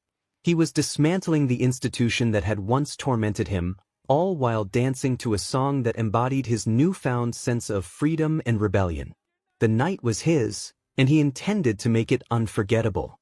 As he continued to dance, Kevin followed behind him, throwing his own grenades inside the classrooms with a manic grin and wild laughter, trying to mimic his leader's dance moves. The minions worked in sync, setting up more charges and adding to the spectacle of destruction. When the chorus of the song hit its peak, Izuku struck a pose just as the grenades exploded in unison, the blasts lighting up the darkened school in a synchronized show of chaos. With the second verse reaching his ears, Izuku made his way to the security room. He kicked the door open with a flourish, the forceful entrance befitting the villain he had become. Inside, the room was dimly lit, the control panels casting an eerie glow on the walls. Izuku called out to his minions, commanding them to retrieve all the weapons from the storage room. Kevin and Stuart dashed off eagerly, returning moments later with an assortment of weapons in their backpacks, their mischievous grins evident. As the two minions exited the room, their backpacks laden with the confiscated weapons, Izuku extended his hand toward Larry, who promptly handed him a grenade. Izuku's lips curled into a wicked smirk as he pulled the pin without hesitation. With a casual toss, he hurled the grenade into the security room, indifferent to the fate of the guard inside. The door clicked shut just as the explosion erupted behind him, the blast sending shockwaves through the hallway. But Izuku didn't flinch. Instead, he resumed his dance walking, the rhythm of the song still pulsing in his ears as he made his way toward the principal's office. Upon arriving, he kicked open the office door with a loud crash, standing in the doorway, silhouetted by the flickering lights and the distant glow of the fires consuming parts of the school. The principal's office, once a place of authority and intimidation, now felt small and insignificant under his gaze. Stepping inside, Izuku scanned the room, taking in the desk cluttered with papers, the shelves lined with books and awards, and the principal's chair, empty and devoid of power. The irony wasn't lost on him. This was the same office where he had been reprimanded and belittled. But not tonight. Tonight, he was in control. Izuku activated the X-ray vision on his goggles, narrowing his eyes with interest when he spotted a hidden safe tucked behind the principal's desk. Without hesitation, he barked out orders, commanding Larry and Tim to haul the safe out of the room. The two minions sprang into action, scrambling to begin the heavy lifting. He instructed Jerry to plant more bombs around the room, wanting it in ruins, and directed Kevin to lay down a trail of gasoline from the office to the school entrance, ensuring the place would light up like a fireworks show. Izuku watched his minions work, satisfied with their efficiency. The safe would be a nice bonus to this operation, a small reward for the chaos he was about to unleash. As he glanced down at the papers scattered across the principal's desk, his curiosity got the better of him. He shuffled through the documents, quickly skimming the contents. There were reports and evaluations, most praising Bakugo's raw potential and powerful quirk, accompanied by comments about his explosive temper. Izuku rolled his eyes but felt his smirk fade when he found a file with his own name on it. The words were harsh and dismissive, quirkless, unremarkable, no future prospects. It was clear the school had written him off as a failure, a nobody destined to amount to nothing. A bitter laugh escaped his lips. All that praise for someone like Bakugo and nothing but disdain for him. He crumpled the papers in his hand, feeling a mix of anger and satisfaction. With a determined expression, he tossed the papers aside and continued overseeing the preparations for the destruction of the school. After his minions were out of the room, Izuku followed suit but not before taking one last look around. The principal's office, once a symbol of authority, was now a ticking time bomb. Once everything was set, the group rendezvoused back at the entrance, just as Kevin finished spilling the last of the gasoline. Izuku smirked, the thrill of impending chaos coursing through him. Stewart ignited the gasoline trail with a grin, the flames roaring to life. Izuku watched as the fire spread, his gaze landing on the school's board near the entrance. An audacious idea struck him, and he wrestled with the thought of leaving a mark on his villainous debut, despite his efforts to cover his tracks. After a moment of internal debate, he decided to go for it. He grabbed a can of spray paint and approached the board, boldly scrawling, "The rise of Deku is here." Stepping back, he admired his work as the flames flickered in his eyes. He turned to his minions and ordered them to leave. Adrenaline surged through him as they dashed to the alley where their motorbikes were parked. Izuku nodded to Larry, signaling him to press the detonator. Everyone braced themselves, expecting the explosions, but when Larry pressed the button, nothing happened. Confusion spread among the group as Jerry muttered about the failure. Tim pointed an accusing finger at Larry, suspecting he had broken the detonator. Larry defended himself, insisting he hadn't done anything wrong. Their playful argument escalated, but Izuku's patience wore thin until, suddenly, the explosions erupted, shaking the ground beneath them. The school was engulfed in a series of massive blasts, debris flying as fire consumed the building. Izuku couldn't help but laugh, the tension dissipating as he watched the school collapse in flames. He remarked to himself that it seemed to need just a little more time. With a smirk, he called for his crew to hurry to their motorbikes. As they sped away, the roar of their engines echoed through the night, and Izuku caught the distant sound of sirens. A smug smile crept across his face. He had made his mark, and now more people would know the name Deku. As the flames of his former school faded into the distance, Izuku felt exhilarated. He wasn't just fleeing, he was racing toward a future he had shaped with his own hands. Driving through the night, the full moon illuminated the road ahead. He took a moment to glance up at it, a satisfied smile on his lips. This was what it felt like to be a villain, and it wasn't too bad. His first act of villainy had been a success, and the moon seemed to shine in approval. Izuku felt a rush of accomplishment. This was just the beginning of his reign, and the night sky was the perfect backdrop for his newfound journey. The next morning, Katsuki Bakugo awoke grumpy as usual. His eyes snapped open, and he scowled as the morning light filtered through the curtains. He heard his mother call out from the kitchen, urging him to wake up. Katsuki snapped back, already annoyed. His mother insisted he come downstairs to see something important. Confused and irritated, he dragged himself out of bed, dreading whatever news awaited him. As he stomped down the stairs, he grumbled under his breath, questioning what the fuss was about. Upon entering the kitchen, he found his parents glued to the television, their faces a mix of worry and disbelief. Katsuki grabbed a bottle of water and approached them, eager to understand the commotion. His mother pointed at the news, exclaiming that there had been a huge explosion at his school the previous night, describing it as an attack. The headlines read that 𝐒𝐻𝐪 Junior High had burned down, and the culprit was still at large. Katsuki's eyes widened in shock. He had never been more captivated by the news. This was not what he expected to see upon waking. In disbelief, he stuttered as he tried to comprehend who was responsible. The news anchor revealed that the only casualty was a security guard, which saddened his parents, but Katsuki was more focused on uncovering the identity of the villain behind the chaos. The anchor mentioned that the villain called himself Deku, and pro-heroes were searching for any information on him. Katsuki choked on his drink, stunned by the revelation. Meanwhile, Izuku spent the night in his temporary base, aware that his time there was limited after his explosive act of villainy. Surrounded by the glow of computer screens and remnants of his celebration, he contemplated his next move, knowing he had to be smart. He had to stay one step ahead. That was his plan for the day: find or create a large, secret base for himself and his minions. Somewhere they could operate without the fear of being discovered easily. The problem now was transportation. After the destruction of the school, Izuku knew he couldn't use his motorbike to speed through secluded areas and alleyways anymore. The pro-heroes would be on high alert, their eyes sharp and patrols more frequent. He couldn't risk encountering an underground hero or, worse, getting trapped by one. It was a frustrating challenge, and he wished he could fly.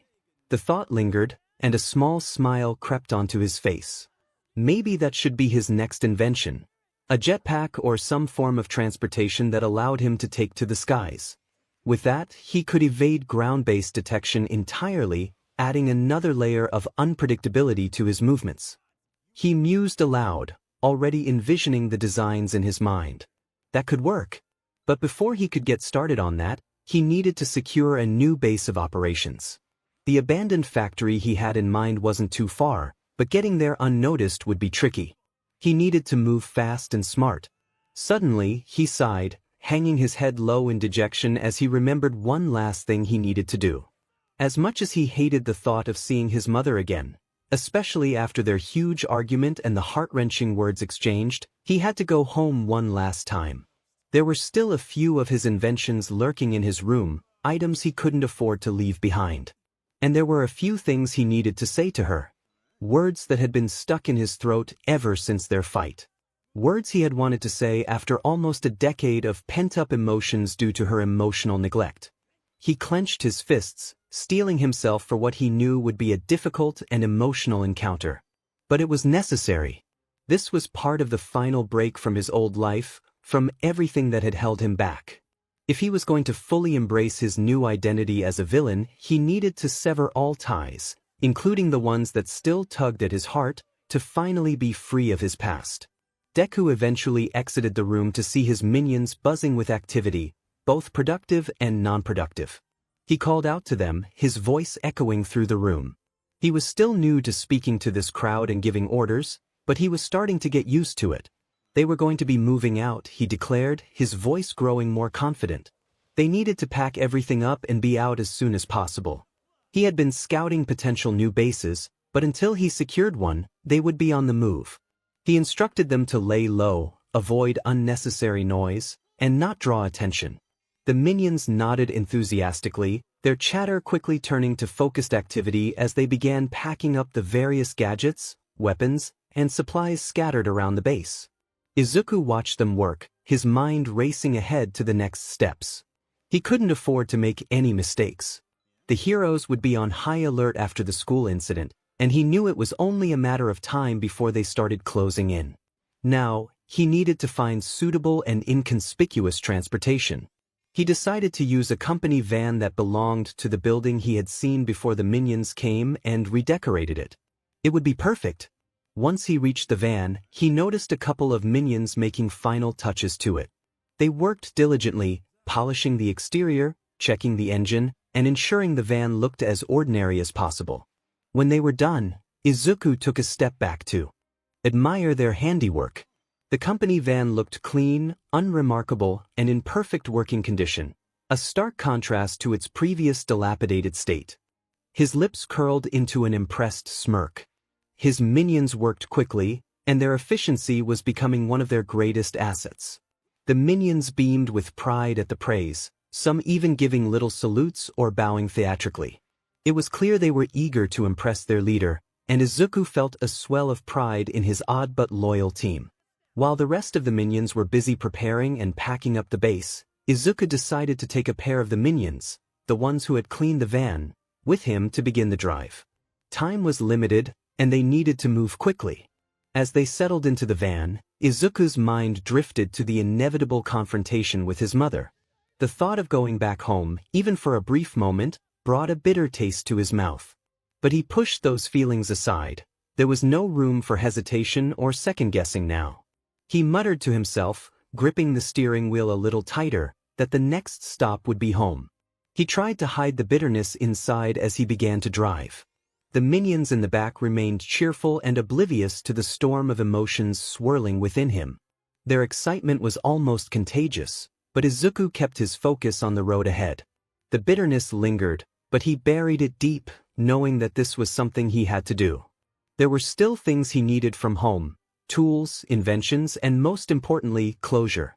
As they drove through the busy streets, remaining inconspicuous, Izuku couldn't help but think about the last conversation he had with his mother, the harsh words exchanged, and the hurt that still lingered. But this time, he wasn't going back as the same Izuku Midoriya. He was going back as Deku, the villain who would soon make the world remember his name. 𝗏𝗏 Midoriya knew that she was not a good person. Ever since her husband left and the day that Izuku was diagnosed as quirkless, life had taken a sharp downward turn. The once bright and hopeful future she had envisioned for her family had crumbled, leaving her feeling trapped and overwhelmed. The stress of her job had become unbearable, and she found herself taking refuge in increasingly frequent conversations with her old friend Mitsuki. But even those conversations offered little solace, especially when her son's hopeless obsession with becoming a hero, a dream that seemed impossible without a quirk, was thrown into the mix. The school reports only added to her despair.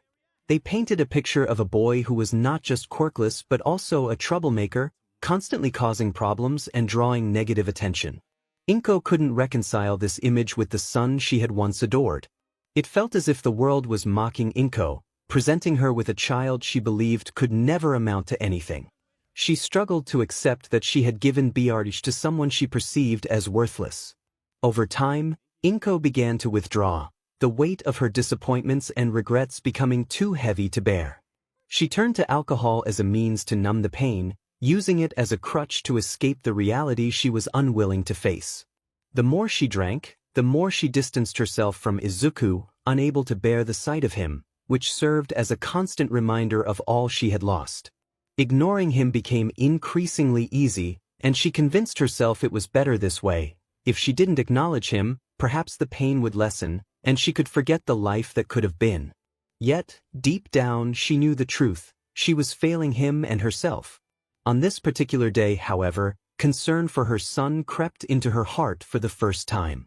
News had spread quickly. His school had been reduced to rubble, engulfed in flames and destruction. Despite her resentment, the thought of losing him sent a chill down her spine. She might have hated him, but she didn't want him dead. The haunting words she had once uttered echoed in her mind. She wished he had never been born. 𝗏𝗏 froze, her heart sinking as the memory of that night resurfaced. The look on his face, the shock, the hurt, it all rushed back, and she felt a pang of guilt that nearly brought her to her knees. She growled softly as she recomposed herself. Was this the universe sending her a sign? The throbbing in 𝗏𝗏's head intensified, a painful reminder of her recent indulgences. She sighed, pushing the half-empty bottle of sake away. Perhaps it was time to lay off the alcohol and face the reality she had been avoiding, her son. Startled, she realized she hadn't seen Izuku since their explosive argument. An entire day had passed, and she had assumed he was off doing whatever he did to escape reality. 𝗏𝗏 recognized that she had never truly understood what her son did in his free time, beyond his relentless pursuit of a hero dream that seemed more like a delusion to her. But now, with the news of the school's destruction flashing across the television screen, a deep worry began to creep into her heart. What if something had happened to him? What if he had been at the school during the attack? She knew he would be living at home for a while until they rebuilt it or found a new school. Sighing, she considered that perhaps this was indeed the universe's way of urging her to regain some semblance of their relationship or at least try. Suddenly, the door to her apartment swung open, making 𝗏𝗏 realize she must have forgotten to lock it. The familiar face of her son entered the room, and she thought to herself that it was just as well. However, when she finally met him face to face, her eyes widened at how different he looked. Gone was the boy she remembered in his school uniform. Standing before her was someone entirely different, draped in black from head to toe. His polished shoes, zipped-up black trench coat, striped scarf, and support goggles contributed to a menacing aura that filled the room. But it wasn't just his clothes that had changed.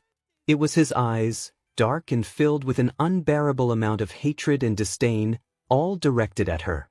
𝗏𝗏 had never seen her son look at her in such a way. Her breath caught in her throat as she met his gaze, the bitterness between them now palpable. She gulped, finally regaining her voice, and whispered his name, asking what had happened to him, desperately trying to bridge the chasm that had grown between them. Yet, her son didn't acknowledge her. Without so much as a glance in her direction, he walked past her, his steps purposeful and cold. She turned to watch him as he moved through the apartment toward his room, searching for something. The realization that he wasn't there to talk or even see her struck her with painful clarity. 𝗏𝗏 paid closer attention to what he was carrying and wearing. Her heart pounded as she watched her son move with a cold determination she had never seen before. The large duffel bag slung over his shoulder, the gloves on his hands, and the dark, ominous outfit all screamed danger.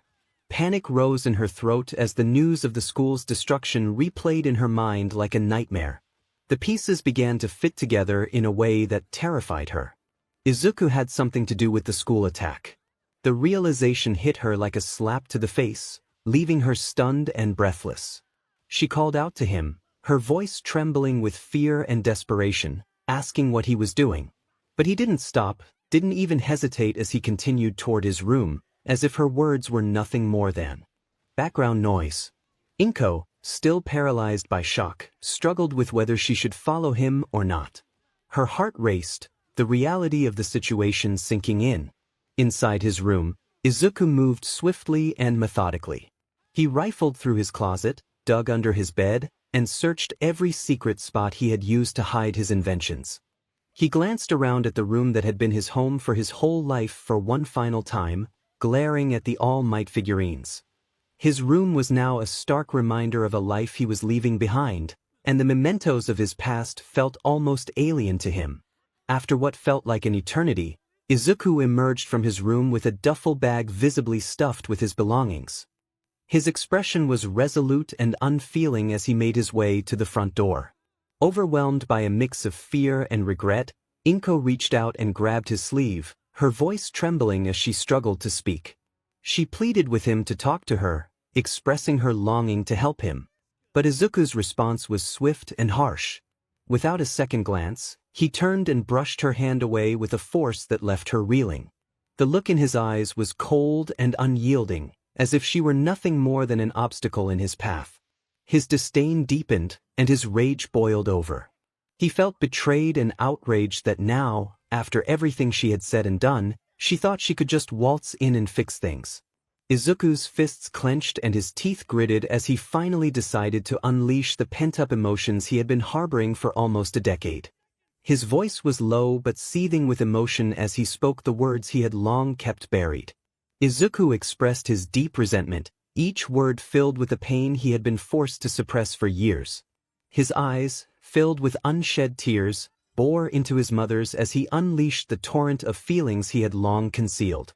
He declared that she didn't get to care about him now, not after the hurtful words she had spoken the other night and years of neglect. He took a step closer, his anger intensifying with each passing moment. He questioned where she had been when he faced bullying at school, when his life had become unbearable. He pointed out that she hadn't noticed the signs of his suffering, the bruises and cuts he had endured. His voice rose as he continued, lamenting how she had been too consumed by her own struggles to see how much he was hurting. He called her pathetic, his words filled with raw emotion as he demanded to know where she had been when he needed support and validation. As his words echoed in the room, the weight of his pain hung heavily in the air. Tears streamed down his face, each drop a testament to the years of neglect and hurt he had endured. His chest heaved with heavy breaths, the intensity of his emotions almost overwhelming. 𝗵𝗄𝐻, paralyzed by the fury in her son's voice, could only watch in stunned silence. Each word cut through her, the reality of her failures as a mother hitting her hard. She had never realized just how deeply she had wounded him until this moment. Izuku's breathing was ragged as he glared at her one last time, his eyes filled with a mix of emotions. He expressed that all he ever wanted was for her to care, to show that she valued him. But she had been too lost in her own misery to notice him. The room was silent except for the sound of his heavy breathing. He took a moment to regain control over his emotions, and when he spoke again, his voice was filled with finality. He declared that he was done with her and the place they shared. He was determined to make a name for himself without her approval, expressing his deep resentment before turning to leave. Without waiting for a response, Izuku stormed out of the apartment, the sound of the door slamming shut echoing through the silent space. 𝗵𝗄𝐻 was left standing there, the emptiness of the apartment mirroring the emptiness in her heart as the reality of what she had lost finally set in. 𝗵𝗄𝐻 collapsed to the floor, her knees giving way under the weight of her son's words. The tears she had held back for so long finally broke free, streaming down her face in a torrent of anguish. Her body trembled with sobs as the reality of the situation hit her hard. She realized this was her consequence for taking her son's life for granted and neglecting him since his diagnosis. While she might not have faced any legal repercussions, the pain, sorrow, and guilt she felt were excruciating, and she knew she deserved every bit of it. Izuku walked away from the apartment, his heart feeling lighter than it had in years. The burden of unspoken words and pent-up emotions had finally been lifted. He had said what he needed to say and severed the last tie that held him back. There was no going back now, and he didn't want to. As he stepped out into the cool morning air, he took a deep breath, letting the sensation of freedom wash over him. It felt surreal that he had finally cut himself loose from the pain and neglect that had defined his life for so long. The world ahead was vast and uncertain, but for the first time, he felt ready to face it on his own terms. His thoughts raced as he considered the possibilities before him. He contemplated his next move and how he would build his reputation. The path ahead was uncertain, but that didn't deter him. It fueled his determination. Izuku had always been driven, and now that drive was focused on his new goal of becoming the world's best supervillain. He knew it wouldn't be easy. The world of villains was filled with dangers he had only begun to understand. But just like with his inventions, Izuku was ready to put in the work to succeed. He would take on whatever challenges came his way, learning and adapting as he went. Izuku's steps quickened as he approached the van where his companions were waiting. He felt a surge of energy, a fire burning inside him that hadn't been there before. There was no turning back now, and that was just how he wanted it. As he climbed into the van, the sound of the door closing felt like the final seal on his old life. The engine roared to life, and as they drove away from the apartment complex, Izuku didn't look back. Everything he needed was ahead of him, and he was ready to claim it. With each passing moment, Izuku grew more certain of one thing. He was ready to conquer whatever came his way, and nothing would stand in his path. The morning after the explosion at 𝐒𝐴LDRA Junior High, the once bustling school was nothing more than a smoldering ruin. The site was cordoned off, police tape fluttering in the breeze as investigators and pro-heroes arrived at the scene. The air was thick with the acrid smell of burnt debris, and the sight of the collapsed building was sobering. Underground pro-hero Eraserhead stood at the forefront of the investigation team. His eyes narrowed as he surveyed the destruction. His usually calm demeanor showed hints of concern. This wasn't just any incident, but a deliberate attack that had targeted a school full of innocent students. Whoever was responsible had crossed a line that should never be crossed. Beside him, Detective Naomasa Tsukachi was busy coordinating with the police force. He was a seasoned detective, known for his ability to extract the truth from even the most complicated situations. His quirk, lie detector, allowed him to sense when someone was being dishonest, making him a valuable asset in this investigation. The initial reports suggested that this was a deliberate act. The explosion wasn't caused by a malfunction or accident, it was planned. Eraserhead nodded grimly, his dark eyes scanning the wreckage. He recalled the menacing message left on the school board and asked if there were any leads on who this Deku might be. Tsukachi confirmed that, according to the students, Deku was a nickname for a student at the school, Izuku Midoriya. They mentioned he had been bullied for years, primarily by another student named Katsuki Bakugo. Eraserhead felt a sense of satisfaction that they had already zeroed in on the identity of the culprit. His eyes narrowed as he considered the implications. Were they looking at a case of revenge? A student pushed too far. Tsukachi replied that, since no other factors had been discovered, it seemed likely. If this was an act of retaliation, it could mean Midoriya had crossed a line. They needed to find and talk to him before he committed further acts like this. Eraserhead's expression remained stoic, but there was an underlying urgency in his voice as he inquired about the reasons behind the bullying. Tsukachi explained that Midoriya was bullied because he was quirkless. Eraserhead's eyes widened in rare surprise at that revelation. A quirkless teenager, someone considered powerless by societal standards, had caused this level of destruction. It was almost unimaginable. If a quirkless person could do this, it meant Midoriya had found a way to level the playing field, or worse, to tip it entirely in his favor. They couldn't underestimate him. This wasn't just a case of revenge, it was a declaration. They needed to stop him before he went any further. Tsukachi nodded seriously and pulled up a file on his tablet that displayed a profile of Inko Midoriya, Izuku's mother. Their first step should be to question the person closest to him. If anyone knew where he might be or what he was planning next, it was her. Meanwhile, Deku sighed, feeling the weight of the day's failures pressing down on him. The shady underworld he had tried to infiltrate was proving more resistant than he had anticipated. No one took him seriously, and every lead seemed to end in mockery and laughter. However, one person seemed to take an interest in him. Jiren, he believed his name was. He recalled the conversation he had with the man, who had offered to lend him some help in exchange for a few favors. Jiren had even given Deku his business card, which he was currently holding in his hand before putting it back in his pocket. Izuku felt a mix of bad and suspicious energy from Jiren, which he had expected since he had been going around shady places and meeting shady people. Yet, Jiren felt different. Deku sensed that he was bad company and decided he shouldn't get too involved with him. Still, he kept the card just in case things became desperate. Parking his van in an alleyway, he leaned back in his seat, closing his eyes in frustration. Things were not going as smoothly as he had hoped. After a moment, he opened his eyes and glanced into the rearview mirror. The two minions he had brought along were engrossed in a card game, their casual demeanor a stark contrast to the stress Deku felt. He sighed before asking them their names. The minions looked up from their game, surprised by the sudden question. One introduced himself as Joey and the other as Tony. Deku inquired if they had any ideas about their next move. After a long, exaggerated contemplation, they both shrugged and blew a raspberry. Deku let out a dry chuckle, realizing he should have known that these little guys were not the sharpest tools in the shed. Needing to clear his mind and curious about the aftermath of his actions, Deku reached over and turned on the van's radio. Static filled the air for a moment before it settled on a news station, the announcer's voice cutting through the noise.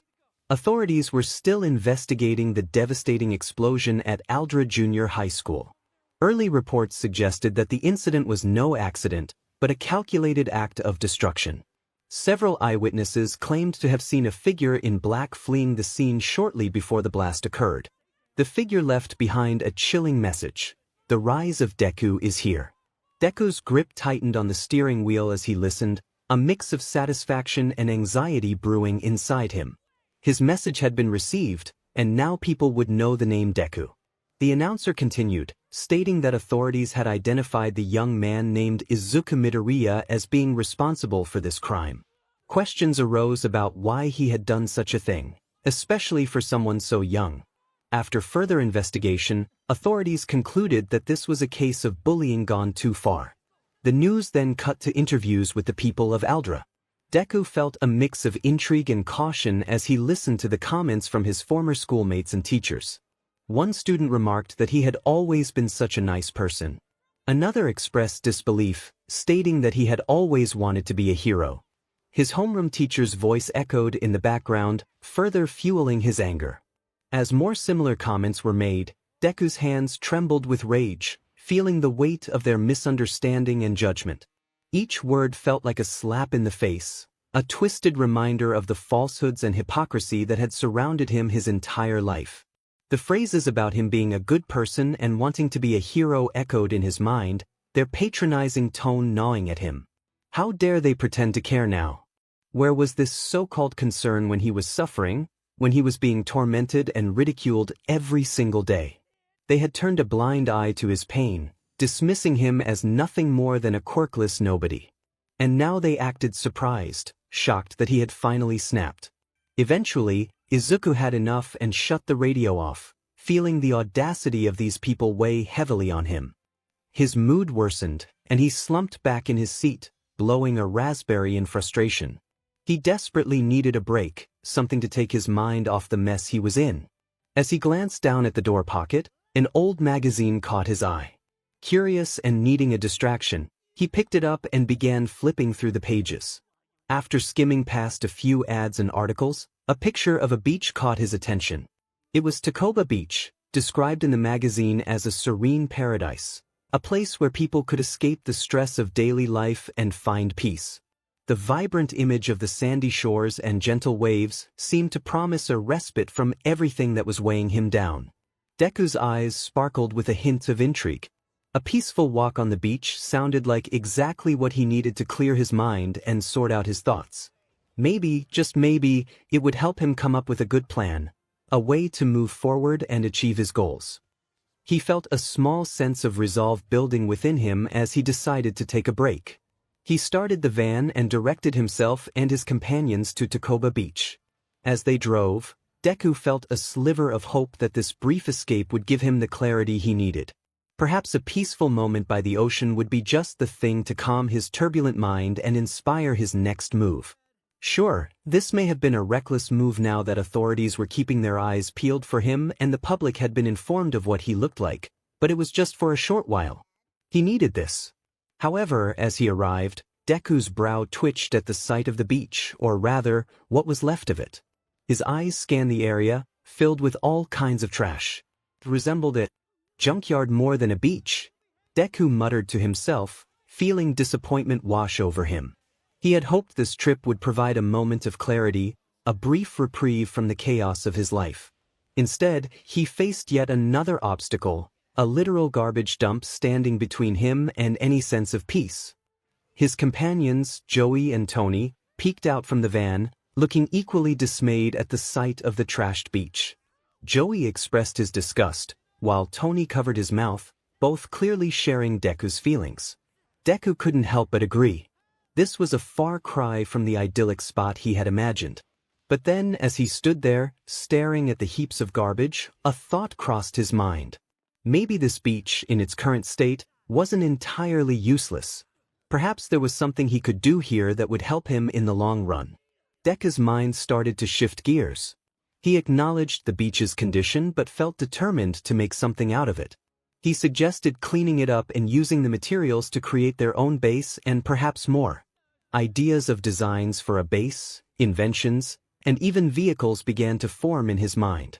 However, the reality sank in. Building an entire secret base, even with his companions, would take a long time, and with the pro-heroes on his tail, time was not something Izuku had in abundance. He would need another temporary base, big enough to accommodate him and all his companions while laying low until his base was built. He reached into his pocket and pulled out the business card that 𝗓𝗏 had given him. He knew dealing with someone like 𝗓𝗏 was risky. The man had a shady aura that made Izuku's instincts scream to stay away. But with the heroes closing in and his options running out, he felt he had no choice. With a deep sigh, Izuku slipped the card back into his pocket, feeling the weight of the decision settle in his gut. He muttered to himself, hoping he wouldn't regret this. He pulled out his phone and dialed the number on the card. The phone rang twice before a familiar, smooth voice answered on the other end. 𝗓𝗏 greeted him with amusement, asking what brought him to call. Izuku took a deep breath, pushing aside his unease. He stated that he needed a place, something big enough for him and his associates, secure, off the radar, and available immediately. There was a brief pause before 𝗓𝗏 chuckled, indicating he had just the place in mind but reminded Izuku that favors like this don't come cheap. Izuku acknowledged this, tightening his grip on the phone as he insisted they would work out the details later. 𝗓𝗏 provided him with an address on the outskirts of the city through an anonymous email, cautioning him to be careful as the heroes were getting smarter and watching closely. Before hanging up, Izuku asked why 𝗓𝗏 was willing to work with him, his suspicion barely concealed. 𝗓𝗏 laughed softly, leaving Izuku with a sense of uncertainty about what lay ahead. Izuku narrowed his eyes, realizing the man on the other end of the line was well informed. The man chuckled, an unsettling sound that sent a chill down Izuku's spine. He revealed that he had connections within the police, and he was aware of Izuku's involvement in the recent explosion before the news had even reported it. This revelation made Izuku's mind race. The news had not mentioned anything about his associates, indicating that this man, 𝗓𝗏, was more connected than he had anticipated. The quickness with which 𝗓𝗏 had learned about the explosion deepened Izuku's mistrust, but it also suggested that 𝗓𝗏 could be a valuable ally, at least for the time being. Izuku pressed for answers, his tone serious. He needed to know why 𝗓𝗏 was offering his help. 𝗓𝗏's tone shifted, becoming slightly more serious yet still laced with amusement. He expressed that he had a knack for spotting talent and saw potential in Izuku, ambition, intelligence, and the courage to carry out such an act. 𝗓𝗏 respected that and saw an opportunity for both of them. Izuku could get what he needed, and in return, 𝗓𝗏 would have a front-row seat to Izuku's rise. However, 𝗓𝗏 made it clear that this was not charity. Izuku would owe him a favor. Izuku frowned, the weight of the deal settling in.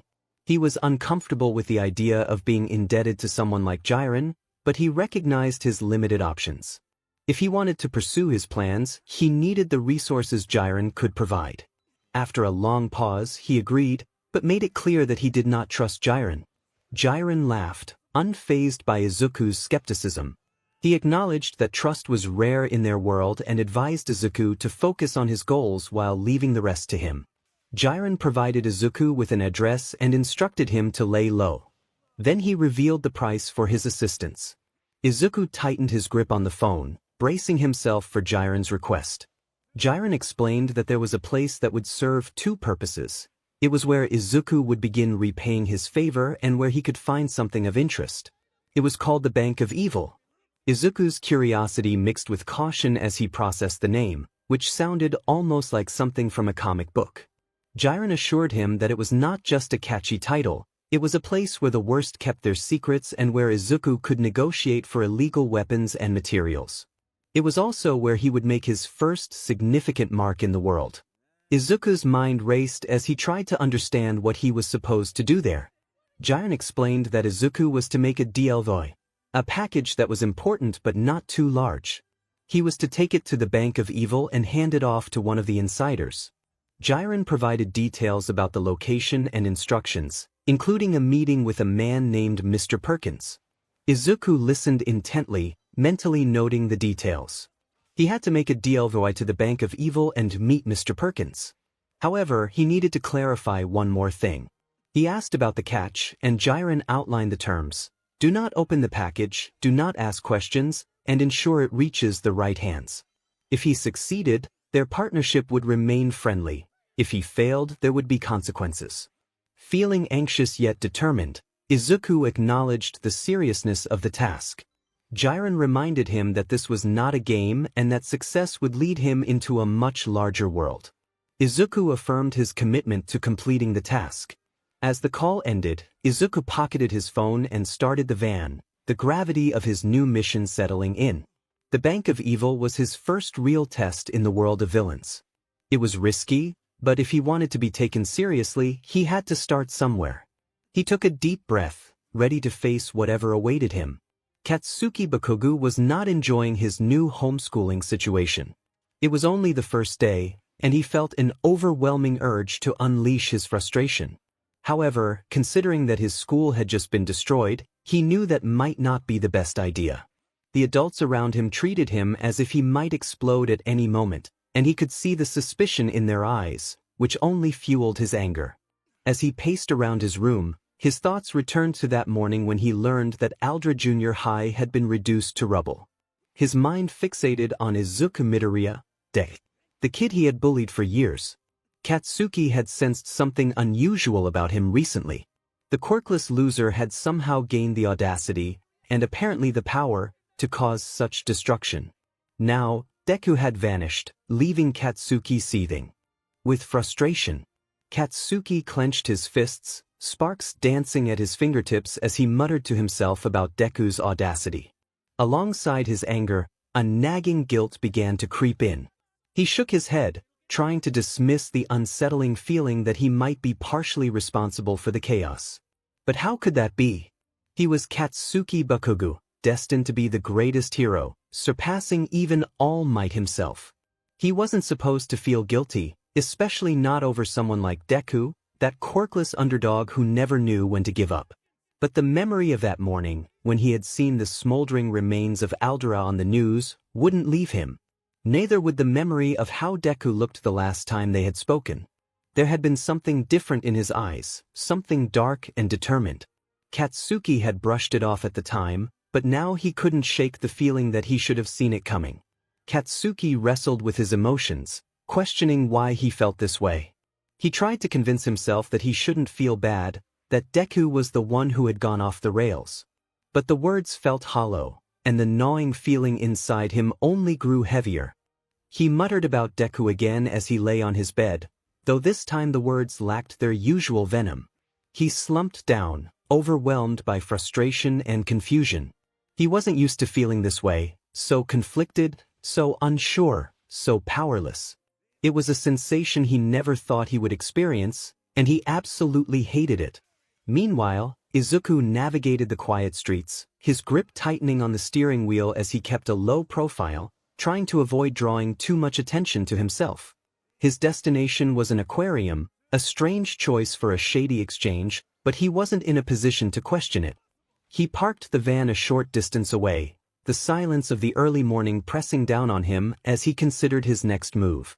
Glancing around the van, Izuku realized he needed something to disguise himself, at least enough to avoid recognition. Just as he was about to search for something, Joey, one of his resourceful companions, handed him a top hat and a pair of shades. Izuku paused, surprise flickering across his face. He thanked Joey as he took the hat and glasses, still amazed at how his friends always seemed to have exactly what he needed at the most convenient times. There was no time to question these small miracles. They were part of the strange new reality he was stepping into. Adjusting the top hat and shades, Izuku caught a glimpse of himself in the rearview mirror. The disguise was simple, almost absurd, but it would have to do. He instructed Joey and Tony to stay with the van and watch over it, his tone firm but laced with underlying anxiety. He reached into his pocket, pulled out a small walkie-talkie, and handed it to Tony, who took it with a wide grin. Izuku made sure they understood the importance of their task, and both minions nodded enthusiastically, ready to support him. With a small smile and nod of approval, Izuku turned away from the van, taking a deep breath to steel himself for what lay ahead. The aquarium loomed in front of him, its glass doors reflecting the bright daylight. As he stepped towards them, he felt the weight of the mission pressing down on him. This was more than just a simple 𝗧𝗵𝗲. It was his first real step into the world he had chosen, a world that was dark, dangerous, and far removed from the hero's path he once dreamed of. The door slid open with a quiet hiss, and Izuku entered, the cool, dimly lit interior contrasting sharply with the bright, sunny world outside. He approached the entrance cautiously, scanning the area for any signs of danger. The place seemed deserted, save for a few stray tourists who paid him no mind. Still, he had to keep his guard up. The air was thick with the scent of salt water and the faint hum of machinery. As he ventured further into the aquarium, the faint sounds of bubbling water added to the surreal atmosphere. He moved cautiously, his eyes darting around, taking in every detail. The dim lighting cast long shadows across the floor, and the flickering glow of the tanks illuminated the path ahead. Walking past various exhibits, the vibrant colors of exotic fish and marine life swirled behind the glass, but Izuku barely noticed them. His mind was focused, replaying the instructions Jiren had given him over and over again. The suitcase was in a storage room somewhere in the back. All he had to do was find it, make the exchange, and get out without drawing any unwanted attention. Izuku found the storage room at the end of a narrow hallway, its door slightly ajar. He took a quick glance around, ensuring no one was nearby, then slipped inside. The room was cluttered with various supplies, cleaning equipment, spare parts for the tanks, and other odds and ends. In the corner, partially hidden beneath a pile of old blankets, was the suitcase he had been sent to retrieve. He quickly made his way over and tugged it out, feeling a sense of accomplishment. The suitcase wasn't particularly large, but it was heavier than he expected. Just as he turned to leave, a loud thud resonated through the room. Startled, Izuku jumped, almost dropping the suitcase. His heart raced as he looked around, only to see a massive shark slam against the glass of the tank right next to him. Relieved, he let out a sigh. He tried to regain his composure, muttering to the shark about his important mission. The shark responded by slamming into the glass again, causing Izuku to flinch. He hurriedly turned to leave, shaking his head at the absurdity of talking to a shark. As he made his way back to the exit through the hallway, he flinched slightly as he heard his earpiece screech and come to life. Izuku's brow twitched in annoyance as he groaned loudly, pressing into his earpiece and lowering his voice. He expressed his frustration about being called when it wasn't important. His subordinate, Tony, had called him because he was hungry, which only irritated Izuku further. He paused, noticing a family passing by who gave him odd looks. Realizing he was speaking too loudly for someone trying to remain incognito, he froze. The family whispered among themselves, clearly taken aback by the sight of a young man seemingly arguing with himself. Izuku forced an awkward smile, waving his hand dismissively as he tried to play it off. He claimed it was a Bluetooth issue, tapping his ear as if adjusting an earpiece, and added a nervous laugh. The family exchanged confused glances but hurried along, giving him a wide berth. Sighing in relief, Izuku felt his cheeks flush with embarrassment and quickly turned his attention back to the hallway, picking up his pace. He muttered under his breath about how they must think he was some kind of lunatic. Pressing the earpiece again, he spoke more calmly, reminding Tony and Joey to hold off on eating until he returned. A garbled response came through, and Izuku shook his head in exasperation, urging them to keep it together until he got back. Finally reaching the exit, he climbed into the van and immediately spotted Tony and Joey in the middle of a heated tug-of-war over the radio dial. The two minions were arguing in their usual gibberish, neither willing to let go. Izuku pinched the bridge of his nose in frustration, reminding them that they had bigger things to worry about than music. Tony and Joey paused, turning to look at him with wide, innocent eyes. After a moment of silence, Joey suddenly let go, sending Tony crashing into the dashboard, which caused the radio to crackle to life with static. Izuku shook his head, suppressing a chuckle despite himself. He instructed them to sit tight, emphasizing that they had a job to do. The minions quickly settled down, nodding obediently as they took their seats. Starting the van, Izuku glanced at the suitcase securely beside him. This was just the beginning, and despite the chaos, he felt a strange sense of purpose settling in. He told himself it was time to get moving and set the GPS for their next stop, the Bank of Evil. Detective 𝗧𝗵𝗲 and Eraserhead stood outside a modest apartment, the weight of the situation pressing down on them. As 𝗧𝗵𝗲 gently knocked, the door creaked open slowly, revealing 𝗵𝗄 Midoriya, her face pale and eyes swollen from tears. 𝗧𝗵𝗲 greeted her softly, trying to offer comfort. 𝗵𝗄 nodded weakly and stepped aside to let them in, her mind too clouded to question why the police were at her house. The small but tidy apartment felt heavy with a lingering sadness. They followed her into the living room, where she gestured for them to sit on the worn couch. 𝗵𝗄 apologized for the mess, her voice trembling slightly as she sat opposite them, clutching a tissue. 𝗧𝗵𝗲 offered a sympathetic nod, understanding the difficulty of the moment, and explained that they needed to ask her some questions about her son, Izuku. 𝗵𝗄 flinched at his name but nodded, bracing herself. She revealed that he had left her just a few hours ago, which surprised 𝗧𝗵𝗲. He speculated about why Izuku would go home after such a significant event, knowing it would be the first place the police would search. Eraserhead, who had been quietly observing, leaned forward slightly and reassured 𝗵𝗄 that they were not there to accuse her of anything. They simply wanted to understand what might have led to Izuku's actions. 𝗵𝗄's hands trembled as she clenched her fists, her eyes downcast. The room fell silent, the weight of her guilt hanging heavily in the air. Finally she spoke, her voice barely above a whisper, filled with sorrow. She believed Izuku had acted out because of her. Both 𝗧𝗵𝗲 and Eraserhead were taken aback by her words. 𝗧𝗵𝗲 leaned in, concern etched on his face, urging her to explain further. 𝗵𝗄 expressed her regret, feeling that had she been a better parent and not neglected him due to his quirklessness, perhaps things would have been different. Tears welled up in her eyes as she struggled to articulate her feelings of failure as a mother. She lamented that if she had been more supportive, Izuku might not have gone down the path he did. The room was thick with the weight of 𝗵𝗄's confession, her words hanging in the air like a dark cloud. 𝗧𝗵𝗲's expression softened as he began to understand the depth of the situation.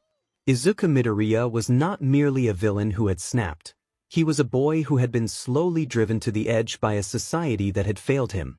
Eraserhead, too, connected the dots, realizing the tragic story of a quirkless boy with dreams too big for the world he lived in, abandoned by those who should have supported him.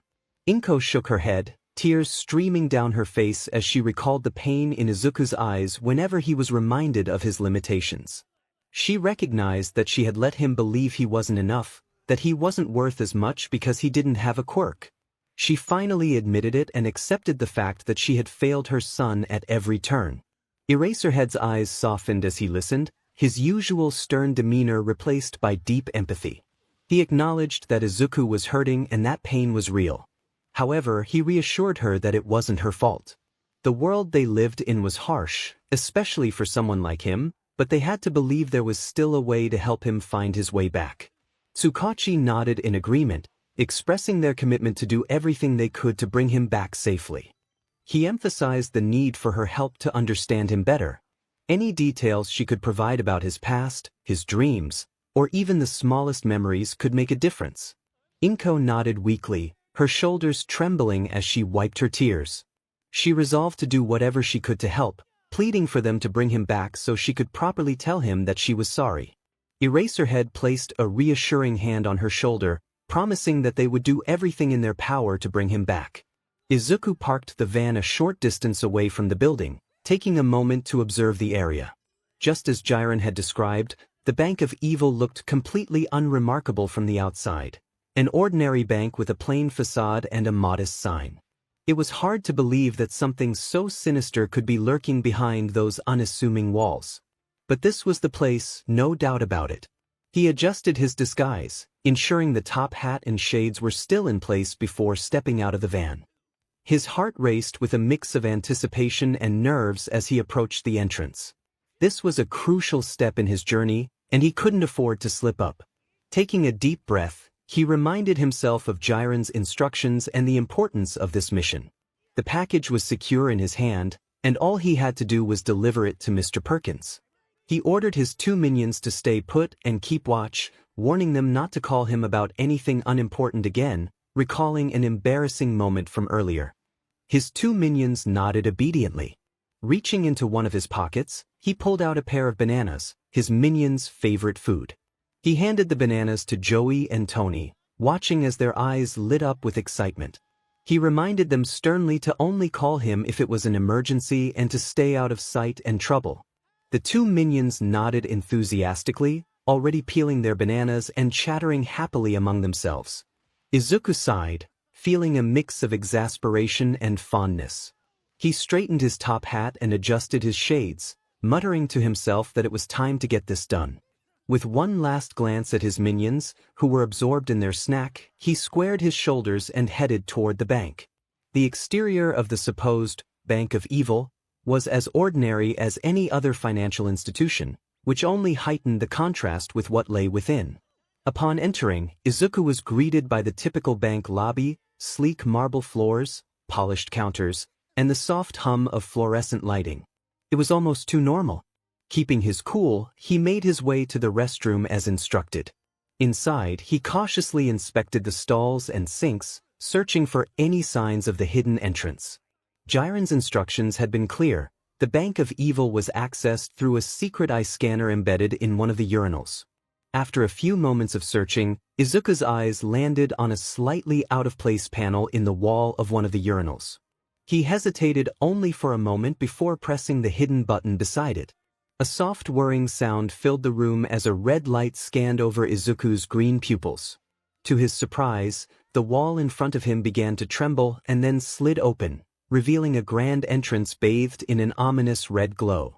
Above the door at the end of the hallway, the sign read, "The Bank of Evil," confirming that he had arrived at his destination.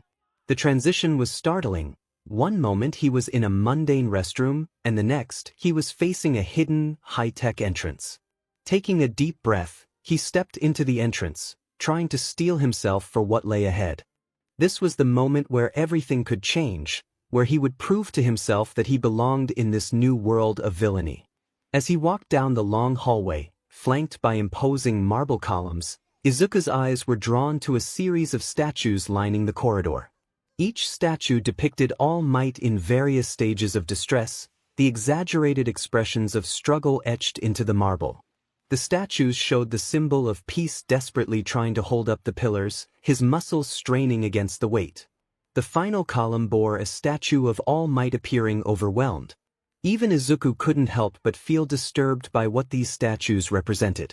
As the doors slid open automatically, Izuku was greeted by the sight of a lavish yet eerily empty lobby. The room was adorned with dark, polished surfaces and extravagant decor that spoke of wealth and power. Approaching the receptionist desk, he did his best to quell the flutter of nerves in his stomach. Clearing his throat and adjusting his top hat, he aimed to project a semblance of confidence despite the unease gnawing at him. He introduced himself using his villain name for the first time, feeling a mix of excitement and trepidation. The receptionist's sharp eyes briefly scanned his disguise as well as the suitcase in his hand before she offered a practiced, reassuring smile. She confirmed his identity and informed him that Mr. Perkins would be with him shortly, gesturing toward a row of plush chairs in the lobby. As he made his way to the seating area, he tried to ignore the way his nerves seemed to tighten with each step. He sank into one of the comfortable chairs, the soft fabric feeling oddly comforting against the tension in his muscles. While waiting, he attempted to distract himself by surveying the lobby. The windowless room was a stark contrast to the grandeur of the lobby. It was meticulously clean and organized, the air cool and dry from the air conditioning. Despite the pristine environment, Izuku felt a mounting sense of unease. The transition from the stark, foreboding hallway to this lavish, serene space did nothing to soothe his anxiety. He tightened his grip on the suitcase, trying to steady his nerves. In an attempt to ground himself, he reached into one of his pockets and pulled out the charred remnants of his old notebook. It was the notebook Bakugo had exploded, now bearing a new label, Villain Notebook. He had crossed out the previous title and scrawled the new one with bold strokes. This notebook was more than just a symbol of his past. It was a repository of his new life, filled with plans, concepts, and designs for his villainous endeavors. As Izuku flipped through the pages, the familiar scribbles and sketches offered a rare moment of solace.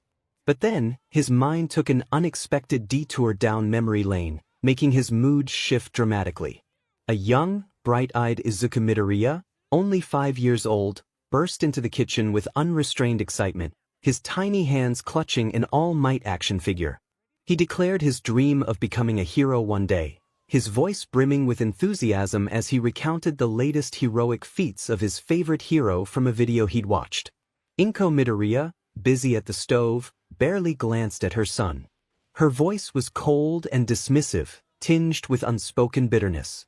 She told him he wasn't cut out for that hero schools couldn't accept anyone so useless. The young boy's face fell, his excitement evaporating. He looked down at his all-might action figure, the dream of heroism overshadowed by his mother's harsh words. The vibrant gleam in his eyes dulled, replaced by disappointment and hurt. Izuku set his notebook down, hurt visible in his eyes as nostalgia and sadness washed over him. He wondered why he remembered that moment just now, but it left him feeling unsettled. He rubbed his eyes, trying to shake off the unexpected emotional wave. He was snapped out of it when the receptionist called out to him, announcing that Mr. Perkins was ready to see him. Izuku blinked, refocusing as the receptionist's voice broke through his reverie. He quickly tucked his villain notebook back into his pocket along with his top hat and shades, realizing he probably wouldn't need them now. With a deep breath to steady himself, he rose from his seat and walked toward the indicated direction. The door to Mr. Perkins' office opened with a soft click, and Izuku stepped inside. He was met with the sight of a large man wearing a formal blue business suit, definitely the person he was supposed to meet. Mr. Perkins was seated behind a large mahogany desk, his expression calm and professional. He greeted Izuku, looking up from a stack of papers, his tone polite but carrying an air of authority. Izuku introduced himself, trying to sound confident despite his residual unease. He approached the desk and placed the suitcase down with deliberate care, mentioning he had a package for Mr. Perkins as instructed. Mr. Perkins nodded and gestured for Izuku to place the suitcase on the desk, thanking him for the 𝐒𝐻𝐢𝐴. As Izuku placed the suitcase on the desk, Mr. Perkins' comment caught him off guard. He remarked that Izuku was a lot younger than he expected. Izuku tensed for a moment, unsure how to respond, but eventually acknowledged it. A tense silence filled the room before Mr. Perkins broke it with a heavy sigh, stating that his business was dying. He explained that with the rise of the pro-heroes that society worshipped, villains today lacked the same spark, losing their edge and drive. When villains were on the losing end, businesses like his suffered. The Bank of Evil thrived on chaos and power struggles that had become less frequent, with great villains either defeated or in hiding. Izuku listened intently, absorbing the gravity of the situation. However, one crucial detail puzzled him. He asked what exactly the Bank of Evil did, genuinely curious. Mr. Perkins leaned back in his chair, a knowing smile crossing his face. He clarified that the Bank of Evil wasn't just a name. They provided resources, information, and support to aspiring villains. In exchange for certain deeds performed, they offered financial backing, cutting-edge technology, and strategic guidance, aiming to help individuals make their mark and cause chaos that would turn the tide against the heroes. Izuku's eyes widened with interest. The idea of having access to more resources and support was exactly what he needed, especially given his current situation. Mr. Perkins cleared his throat before continuing, expressing his passion for the business and the decline it faced due to the lack of capable individuals to support. He leaned forward, studying Izuku closely, and noted that he saw something different in him, a hunger that hadn't been seen in a long time. Izuku felt a shiver run down his spine, the man's intense gaze making him feel both excited and nervous. Mr. Perkins leaned back slightly, a calculating look on his face, and revealed that he wanted to make Izuku an offer. He expressed his longing to help him, providing the resources, connections, and backing needed to rise above the rest. If Izuku succeeded and became the villain Mr. Perkins believed he could be, then his business would thrive once more. It was a gamble, but one he was willing to take. Izuku's heart raced as he realized the gravity of the offer. He cautiously asked what Mr. Perkins wanted in return. Mr. Perkins smiled, a dangerous glint in his eyes, stating that he only wanted Izuku to keep that fire burning, to keep pushing, challenging the heroes, and not settling for anything less than greatness. If he did that, the Bank of Evil would support him every step of the way. Izuku hesitated, the weight of Mr. Perkins' words pressing down on him. He finally asked why he was chosen for this opportunity, expressing his doubts. Mr. Perkins raised an eyebrow, a bit taken aback by the question. He reiterated that he saw fiery determination in Izuku's eyes, a hunger to prove himself. Izuku pressed further, voicing his insecurities about being overlooked and undervalued for so long. To him, being chosen for something this significant felt almost surreal. Mr. Perkins assured him that it wasn't just about what he saw in Izuku's eyes. It was a gut feeling that told him Izuku had what it took to be more than just another villain. He had the potential to be extraordinary and change the game. And that was something Izuku rarely encountered. His eyes widened in surprise as he processed Mr. Perkins' words. The older man nodded thoughtfully, explaining that Jiren, one of his trusted associates, had mentioned Izuku to him. He had heard about the impressive work Izuku did during the middle school incident and was convinced that Izuku was different, special. Izuku absorbed this new information, realizing that Jiren's endorsement, along with Perkins' instincts, had brought him to this moment. Mr. Perkins continued, emphasizing that there was no one else with the longing or potential to become a great supervillain. Perkins leaned forward, his expression serious. He reminded Izuku that this was not just about them. It was about shaking up a world that had become too complacent. He believed Izuku could be the one to do it. Standing up, he extended his hand toward the young aspiring villain, welcoming him to the world of villains and offering the support of the Bank of Evil. Izuku smiled, pride and determination swelling in his chest as he shook Mr. Perkins' hand, promising not to let him down. He felt a sense of belonging and acceptance at last.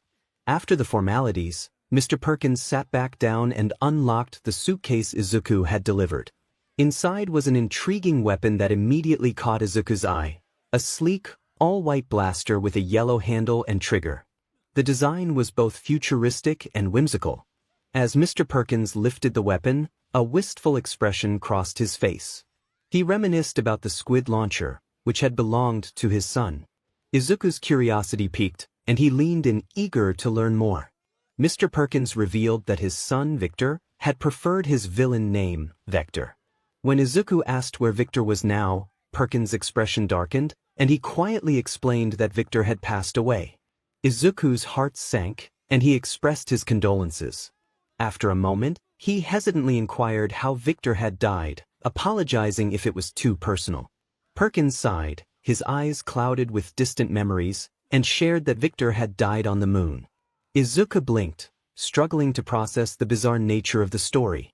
He had expected a tale of confrontation or betrayal, but this revelation left him with more questions than answers.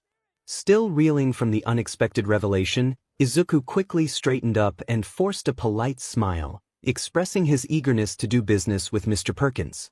The older man offered a small, understanding smile, confident that their partnership would be fruitful. With that, Izuku exited the Bank of Evil, feeling a surge of accomplishment and excitement.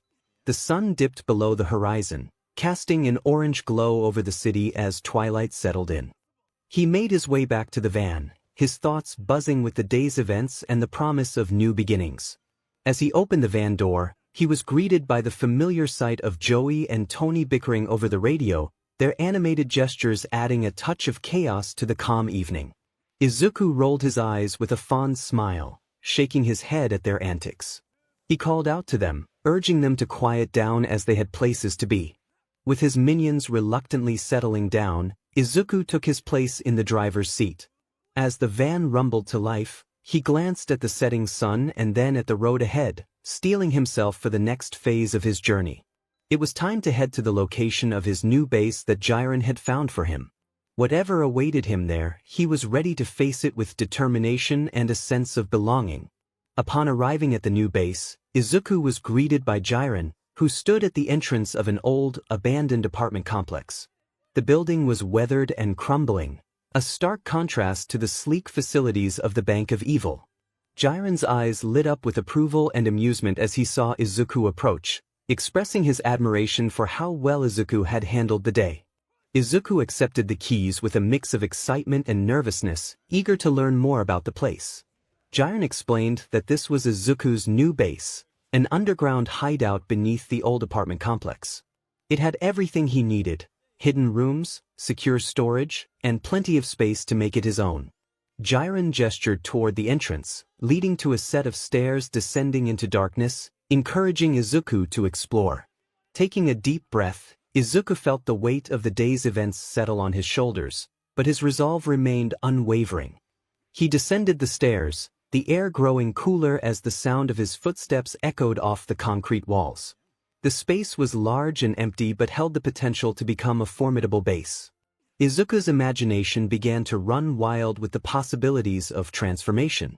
After a thorough tour of the new base, 𝗠𝗏𝗏 clapped Izuku on the shoulder, as if they were old friends. He mentioned that Izuku had a lot of work ahead of him but needed to attend to other matters. Izuku nodded in understanding, ready to embrace the challenges that lay ahead. With that, 𝗠𝗏𝗏 turned and made his way out of the base, leaving Izuku alone in his new headquarters. The door closed softly behind him, and Izuku was left in the dim light of the underground hideout.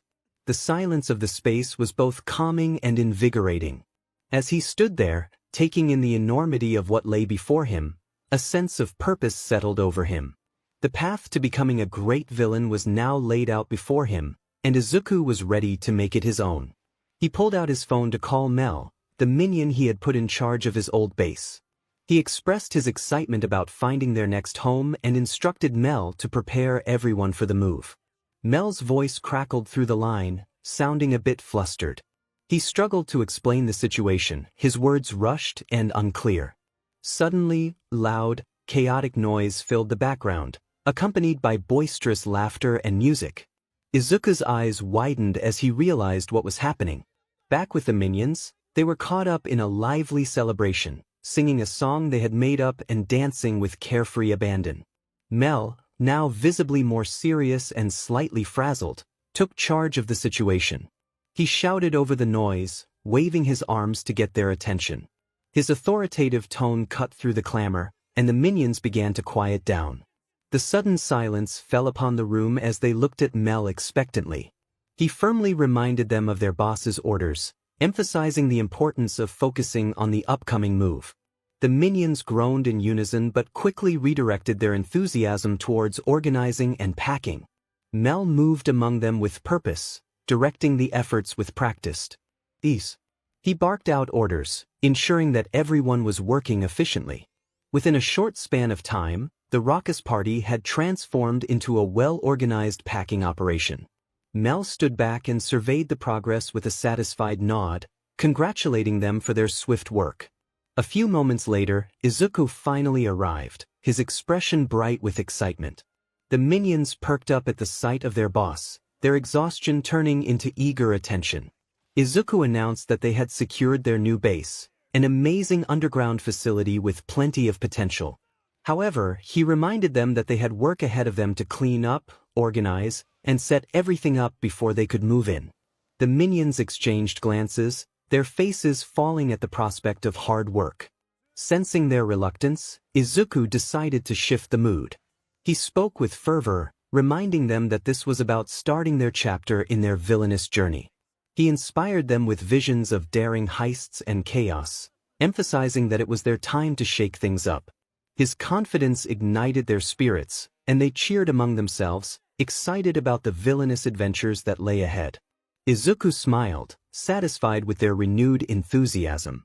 He encouraged them to get to work, emphasizing that together they would create their own base of operations and show the world what the name Deku meant. The minions cheered once again, their spirits lifted by Izuku's motivational speech. They set to work with newfound energy, eager to begin their new chapter and support their boss in his quest to become the world's ultimate villain. 2 months later, the atmosphere at the police station was tense as Detective 𝗧𝗵𝗲 stood before a group of fellow officers and pro-heroes. On a large whiteboard hung a detailed timeline of the last 2 months of sightings, crimes, and all sorts of despicable deeds tied to one name, Deku. 𝗧𝗵𝗲 tapped the board with his pen, frustration evident across his face. He emphasized the urgency of finding Deku, and fast. This kid had been causing chaos, and each day he grew bolder. They had let him slip through their fingers more than once, and the city was starting to lose confidence in them. One of the officers leaned back against a wall, arms crossed, pondering the situation. The plan was unclear. The kid had already targeted major locations, museums, armories, underground facilities, and even attempted to infiltrate hero agencies. The question lingered: where would he strike next? Before 𝗧𝗵𝗲 could respond, an officer burst into the room, breathing and holding a phone to his ear. An urgent report had come in. Deku was on the move again, in the middle of robbing the largest bank in Mizudafu. The room sprang into action as chairs scraped against the floor, heroes and officers scrambling to suit up. Amid the chaos, the television flickered to life, broadcasting a breaking news report. The news anchor's calm voice contrasted with the tension evident in her eyes. Good afternoon, viewers. In the last 2 months, the villain known as Izuku Midoriya, also referred to as Deku, has made quite a name for himself. Authorities have been unable to apprehend him, and his growing infamy has put the entire city on edge. Sources indicate he has targeted yet another major institution, this time, the largest bank in Mizudafu. The screen cut to helicopter footage of the bank, surrounded by law enforcement vehicles. Sirens blared in the distance, and pro-heroes were already on site. The young villain was currently surrounded by law enforcement and pro-heroes inside the bank. 𝗧𝗵𝗲's grip tightened around his phone. This time they would catch him. Inside the bank, Deku stood amidst the chaos he had orchestrated, directing a squad of minions who were hauling away everything they could steal. The bank vault had already been emptied, and now they were moving the last of the cash and valuables through the back entrance. Several security guards lay unconscious on the floor, their radios crackling with static from failed attempts to call for backup. Izuku's green eyes scanned the scene, calculating, ensuring nothing was left to chance. This heist had been weeks in the making, with every second accounted for and every guard, patrol, and shift change timed perfectly. He had mapped out the escape route down to the last detail. The police and pro-heroes might have just arrived, but it would be too late for them to stop him. He commanded his minions to move faster, his voice sharp yet calm. The minions, dressed in matching dark jumpsuits, hustled with stacks of cash, precious metals, and jewelry, funneling through the dimly lit corridor toward a secluded alleyway behind the bank where their getaway vehicle, a heavily modified armored van, waited, engine running and ready to speed off at a moment's notice. One of the minions, Mel, reported enthusiastically from the co-driver's seat, confirming they were almost done. Deku nodded in approval, glancing at the ticking clock on his wrist. Time was running out. He barked orders for everyone to get into the van, his tone sharp as he clapped his hands to signal urgency. The squad of minions scrambled to their feet, clutching bags of stolen goods as they rushed toward the getaway vehicle. They climbed inside, their movements swift and practiced, except for Tim, who tripped over his own feet and fell, bags flying out of his hands. Deku shouted in exasperation, rolling his eyes as he rushed over to help Tim to his feet and tossed him into the van, urging him to get it together. With all the minions loaded into the vehicle, Deku shut the door behind them and glanced back at the bank, a smirk curling onto his lips as a wild idea sprang to mind. Without a second thought, he rushed back into the bank. The minions blinked in confusion as he disappeared inside. Inside, Deku sprinted toward the lobby, weaving through the sea of unconscious guards and scattered debris. His heart raced with adrenaline as he reached the center of the grand foyer near the entrance. Crouching down, he placed a small device on the ground. With a press, it activated, projecting a glowing hologram of Deku standing tall with its back turned to the entrance, arms raised in surrender, a perfect decoy. Satisfied with his trick, Deku smirked, thinking it would buy them a few extra minutes. With one last glance at his holographic double, he bolted back toward the alleyway where the escape van waited. As Deku slipped out of the building and into the alleyway, the sound of screeching tires and heavy boots filled the air. Within seconds, the pro-heroes and police stormed into the bank, weapons drawn and ready. An officer shouted for everyone to put their hands up, their aim directed at the hologram, unaware it was a decoy.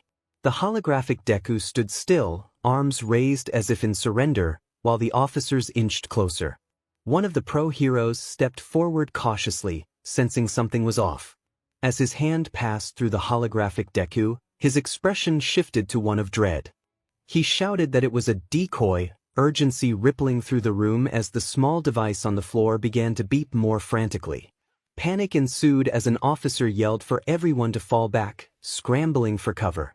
The explosion that followed was not massive, but it rattled the building, filling the air with dust and debris. The officers and heroes managed to shield themselves just in time, one of them wiping sweat from his brow in relief. Suddenly, the front wall of the bank burst outward. Concrete and steel crumbling into chaos. Through the haze of dust and falling debris, Deku's van roared into view, speeding through the newly created gap. An officer shouted his name as he dove out of the way, while a hero yelled for everyone to move as the van sped past them. Officers scrambled, barely managing to avoid being run down as Deku made his daring escape. The armored van crashed through the bank entrance, shattering glass and debris everywhere. With a loud crunch, it plowed into several police cars parked outside, sending them skidding across the street like toys. Deku gripped the wheel tightly, adrenaline coursing through his veins as the van tore down the streets of 𝗵𝗃. Behind him, the wail of sirens grew louder, but a wild grin spread across his face as he quickly glanced at his minions in the rearview mirror, who cheered at their successful getaway. Deku felt a rush of excitement as he urged his companions to hold on tight, knowing they were not out of danger yet. Above, a news helicopter hovered over the chaotic scene, its camera zooming in on the speeding van as it raced through the city streets. The news anchor's voice crackled over the broadcast, announcing the daring escape of the young villain known as Deku, who was skillfully weaving through traffic while law enforcement pursued him. Despite the police cars and pro-heroes chasing after him, Deku showed no signs of slowing down. Glancing in his rearview mirror, Izuku's eyes narrowed as he noticed the police and pro-heroes gaining ground. He ordered his minions to try to shake them off. Without hesitation, Mel popped open a side hatch, rummaging through a compartment filled with gadgets. He held up a strange, spherical device and rolled down his window, tossing it out of the van. A thick cloud of smoke erupted, blanketing the road behind them. Patrol cars screeched to a halt, colliding with each other as they struggled to navigate the now impenetrable smog. Izuku's smirk widened as he pressed down on the throttle, the van roaring to life as it picked up speed. The wind whipped through the open windows as they sped down the streets, weaving through traffic. He felt the thrill of their near escape, confident that the smoke bombs were working and leaving the police in disarray. Suddenly, a loud thud landed on the windshield, startling Izuku. A pro-hero had jumped onto the van, glaring down at him and demanding his surrender. With a scowl, Izuku quickly reached for a hidden button near the radio, growling that it was not the day for surrender. He pressed it, and a shockwave rippled outward from the van, jolting the pro-hero. The hero grunted as he lost his grip and tumbled off the vehicle, disappearing into the cloud of smoke behind them. Izuku groaned in annoyance, his eyes flicking to the helicopter above, which was tracking his every move. Then he noticed a bridge looming ahead on the highway, casting a shadow over the road. A smirk tugged at his lips as he spotted a nearby construction tunnel beside it. This was the perfect opportunity for cover and escape. He urged his minions to hold on tight again, swerving the van sharply toward the tunnel's entrance just as the helicopter began to lose visual contact. The police cars followed closely, their sirens blaring as they closed in on the van speeding into the tunnel. Detective 𝗧𝗵𝗲 watched intently from his patrol car, convinced they had finally cornered Deku. But as the lead vehicles blocked off the exit and officers surrounded the van, something felt off. 𝗧𝗵𝗲's eyes widened in realization as the van shimmered and flickered away. It was a hologram decoy. Frustrated, he began barking orders to spread out and check every perimeter, determined not to let Deku escape. Unfortunately for him, Deku was already long gone. On the highway, Deku smirked, casually cruising in a van that now appeared as an ordinary vehicle blending in with the rest of the traffic. He had activated his camouflage mode, leaving the authorities scrambling for answers while he escaped, hidden in plain sight. Meanwhile, the news helicopter continued circling the area, reporting on the dramatic pursuit.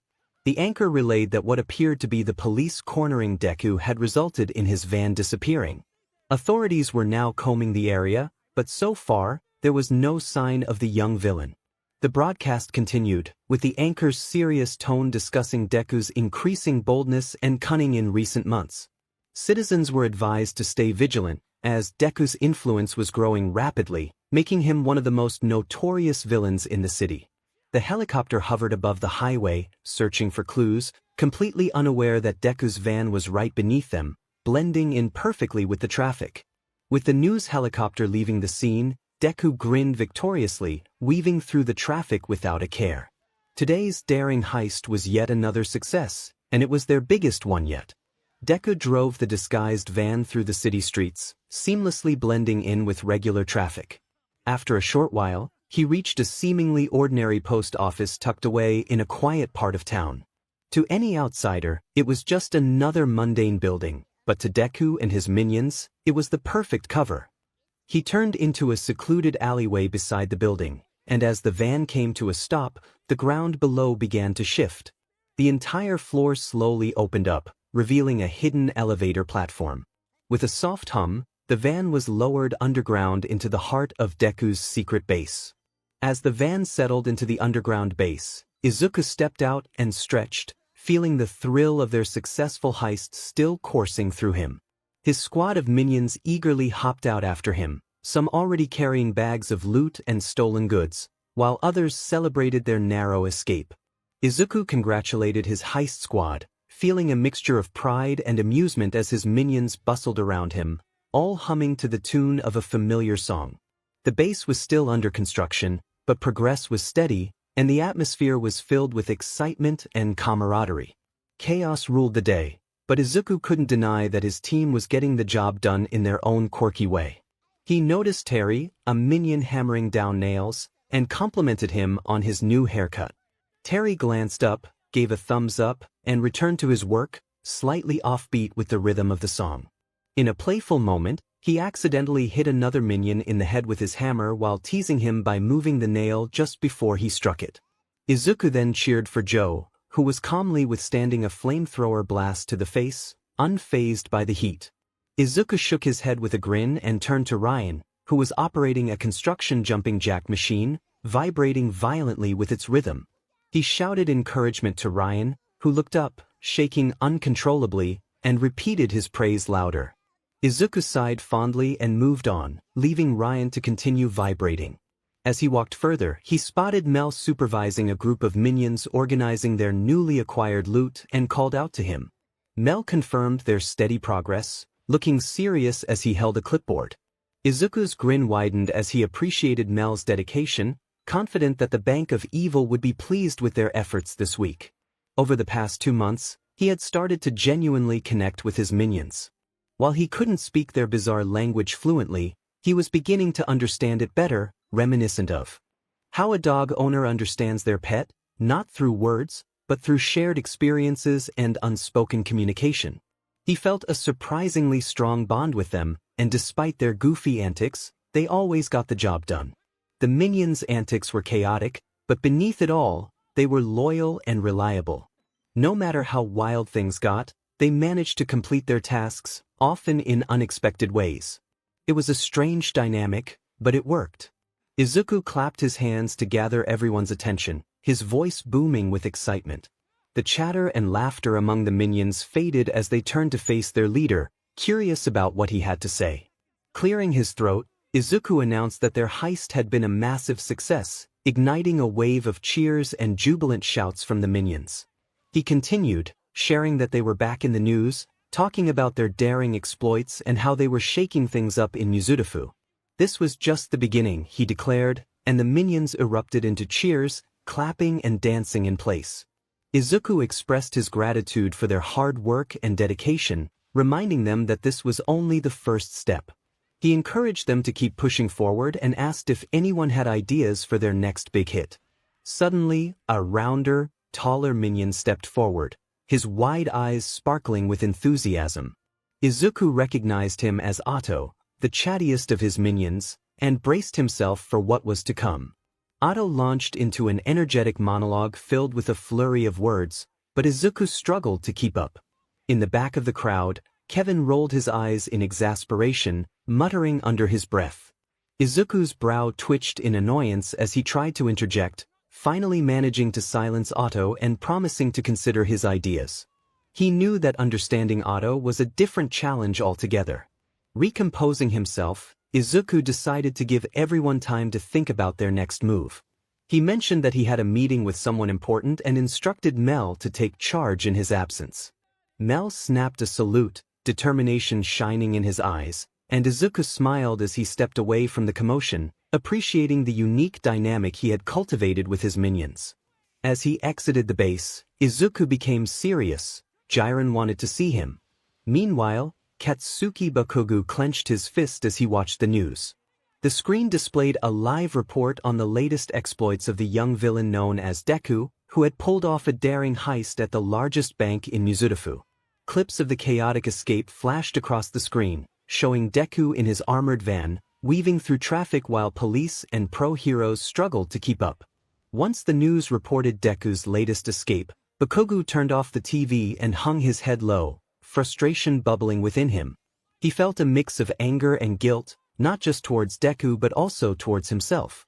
He realized he played a significant role in why Deku had become the villain he was today.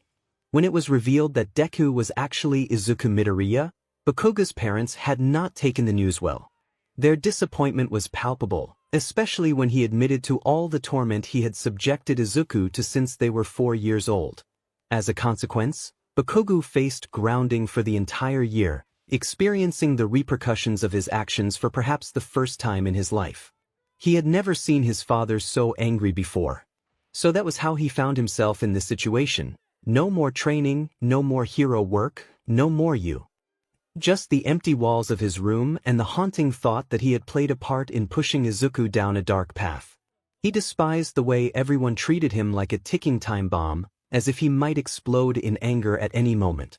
The whispers behind his back and the wary glances from his classmates gnawed at him, amplifying the fury and guilt he already felt.